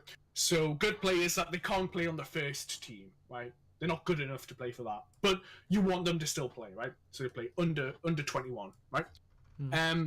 So and this is very controversial because it's like this trophy is specifically for clubs that aren't in the top, so other teams can win, and that aren't in like the Premier League, and you're inviting youth teams. This is against the spirit of the trophy, right?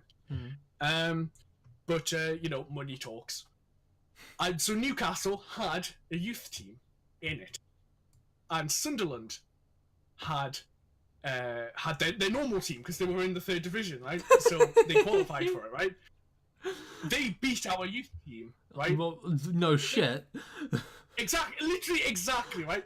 But right, Sunderland did a few things here, right? On the tickets, they didn't print that it was the youth team. They just printed that it was Newcastle versus Sunderland, which you know, I appreciate the petty move.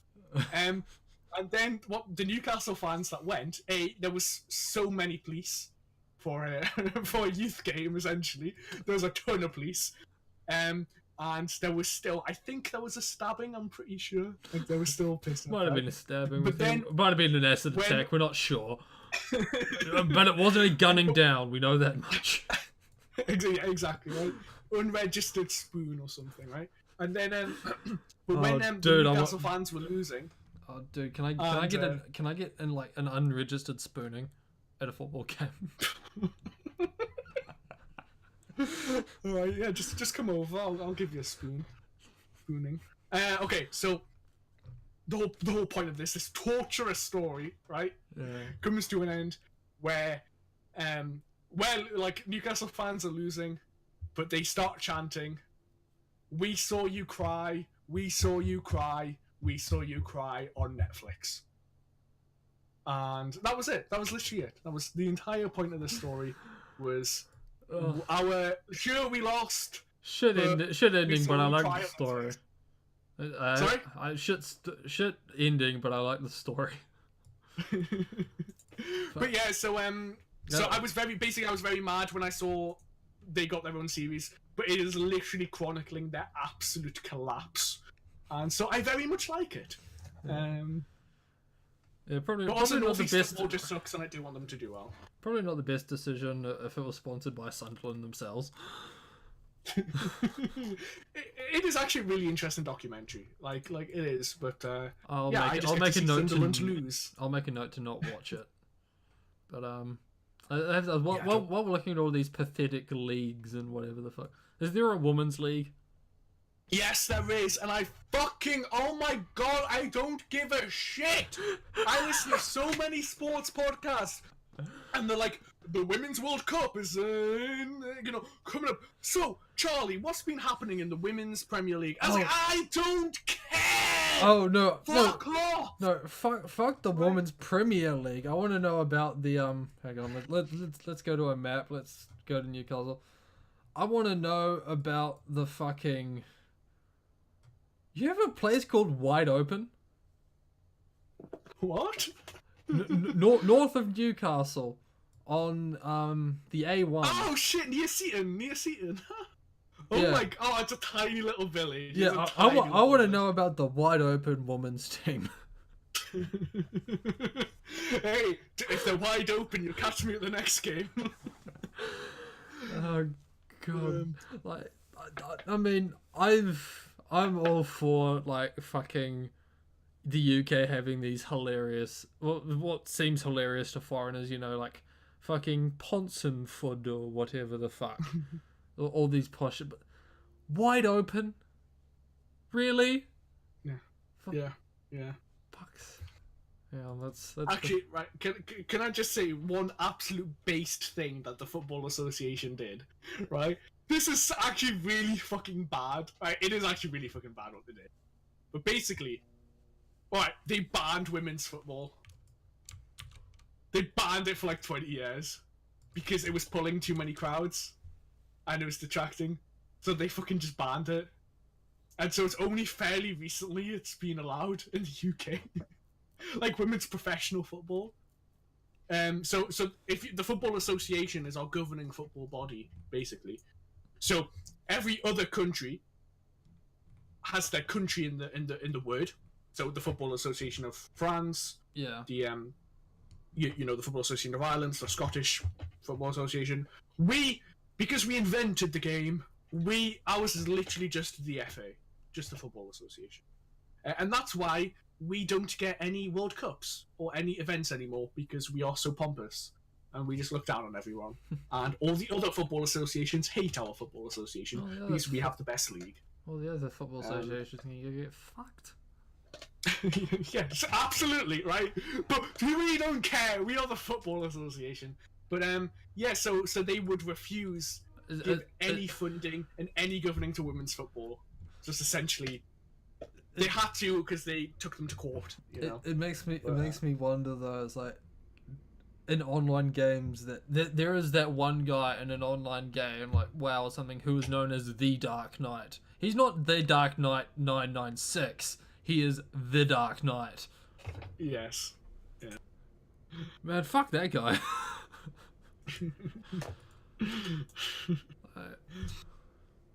I think that's why I'm so fond of this name. It's completely nonsensical, but at the end of the day, I can sign up for any game or website and know that I can still beat Moonbear on meth. Yeah. Oh, hang on. Right, I've now got to go to every site and make a Moonbear on. Try it. I fucking dare you. Is that a challenge? Not so much a challenge as an idle threat.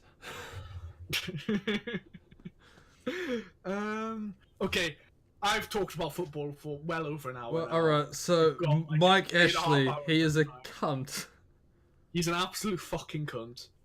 Fuck him. Fuck him! Fuck Mike Ashley! Fuck Sports Direct! And fuck everyone who saves that he's saving the high street by buying House of Fraser. Fuck! Right? I want to ask what that is, but we've been going for 3 hours. It's a shit department store that went bust, and he bought it. And there were a bunch of news articles saying Mike Ashley is saving the high street. And because football fans know how much Newcastle hates Mike Ashley, they now bring it up. One of which includes Sleepy, right? So. This isn't even some like. So this isn't even just some big mansion called the House of Fraser. It's fucking retail. Okay. No, it's a department store that's vaguely upmarket. But yeah, where he. So, I wonder why they're going under. But yeah, so he bought it, and yeah, because fans know how much we hate Mike Ashley. Like other teams, they always say, "Oh, Mike Ashley's a great guy. He's saving the British High Street," and then all Newcastle fans just. That's it, really. All right. I think we'll end it there then. Thanks for stopping by, everyone. Next week we're going to be talking about Can't Pay. We'll take it away.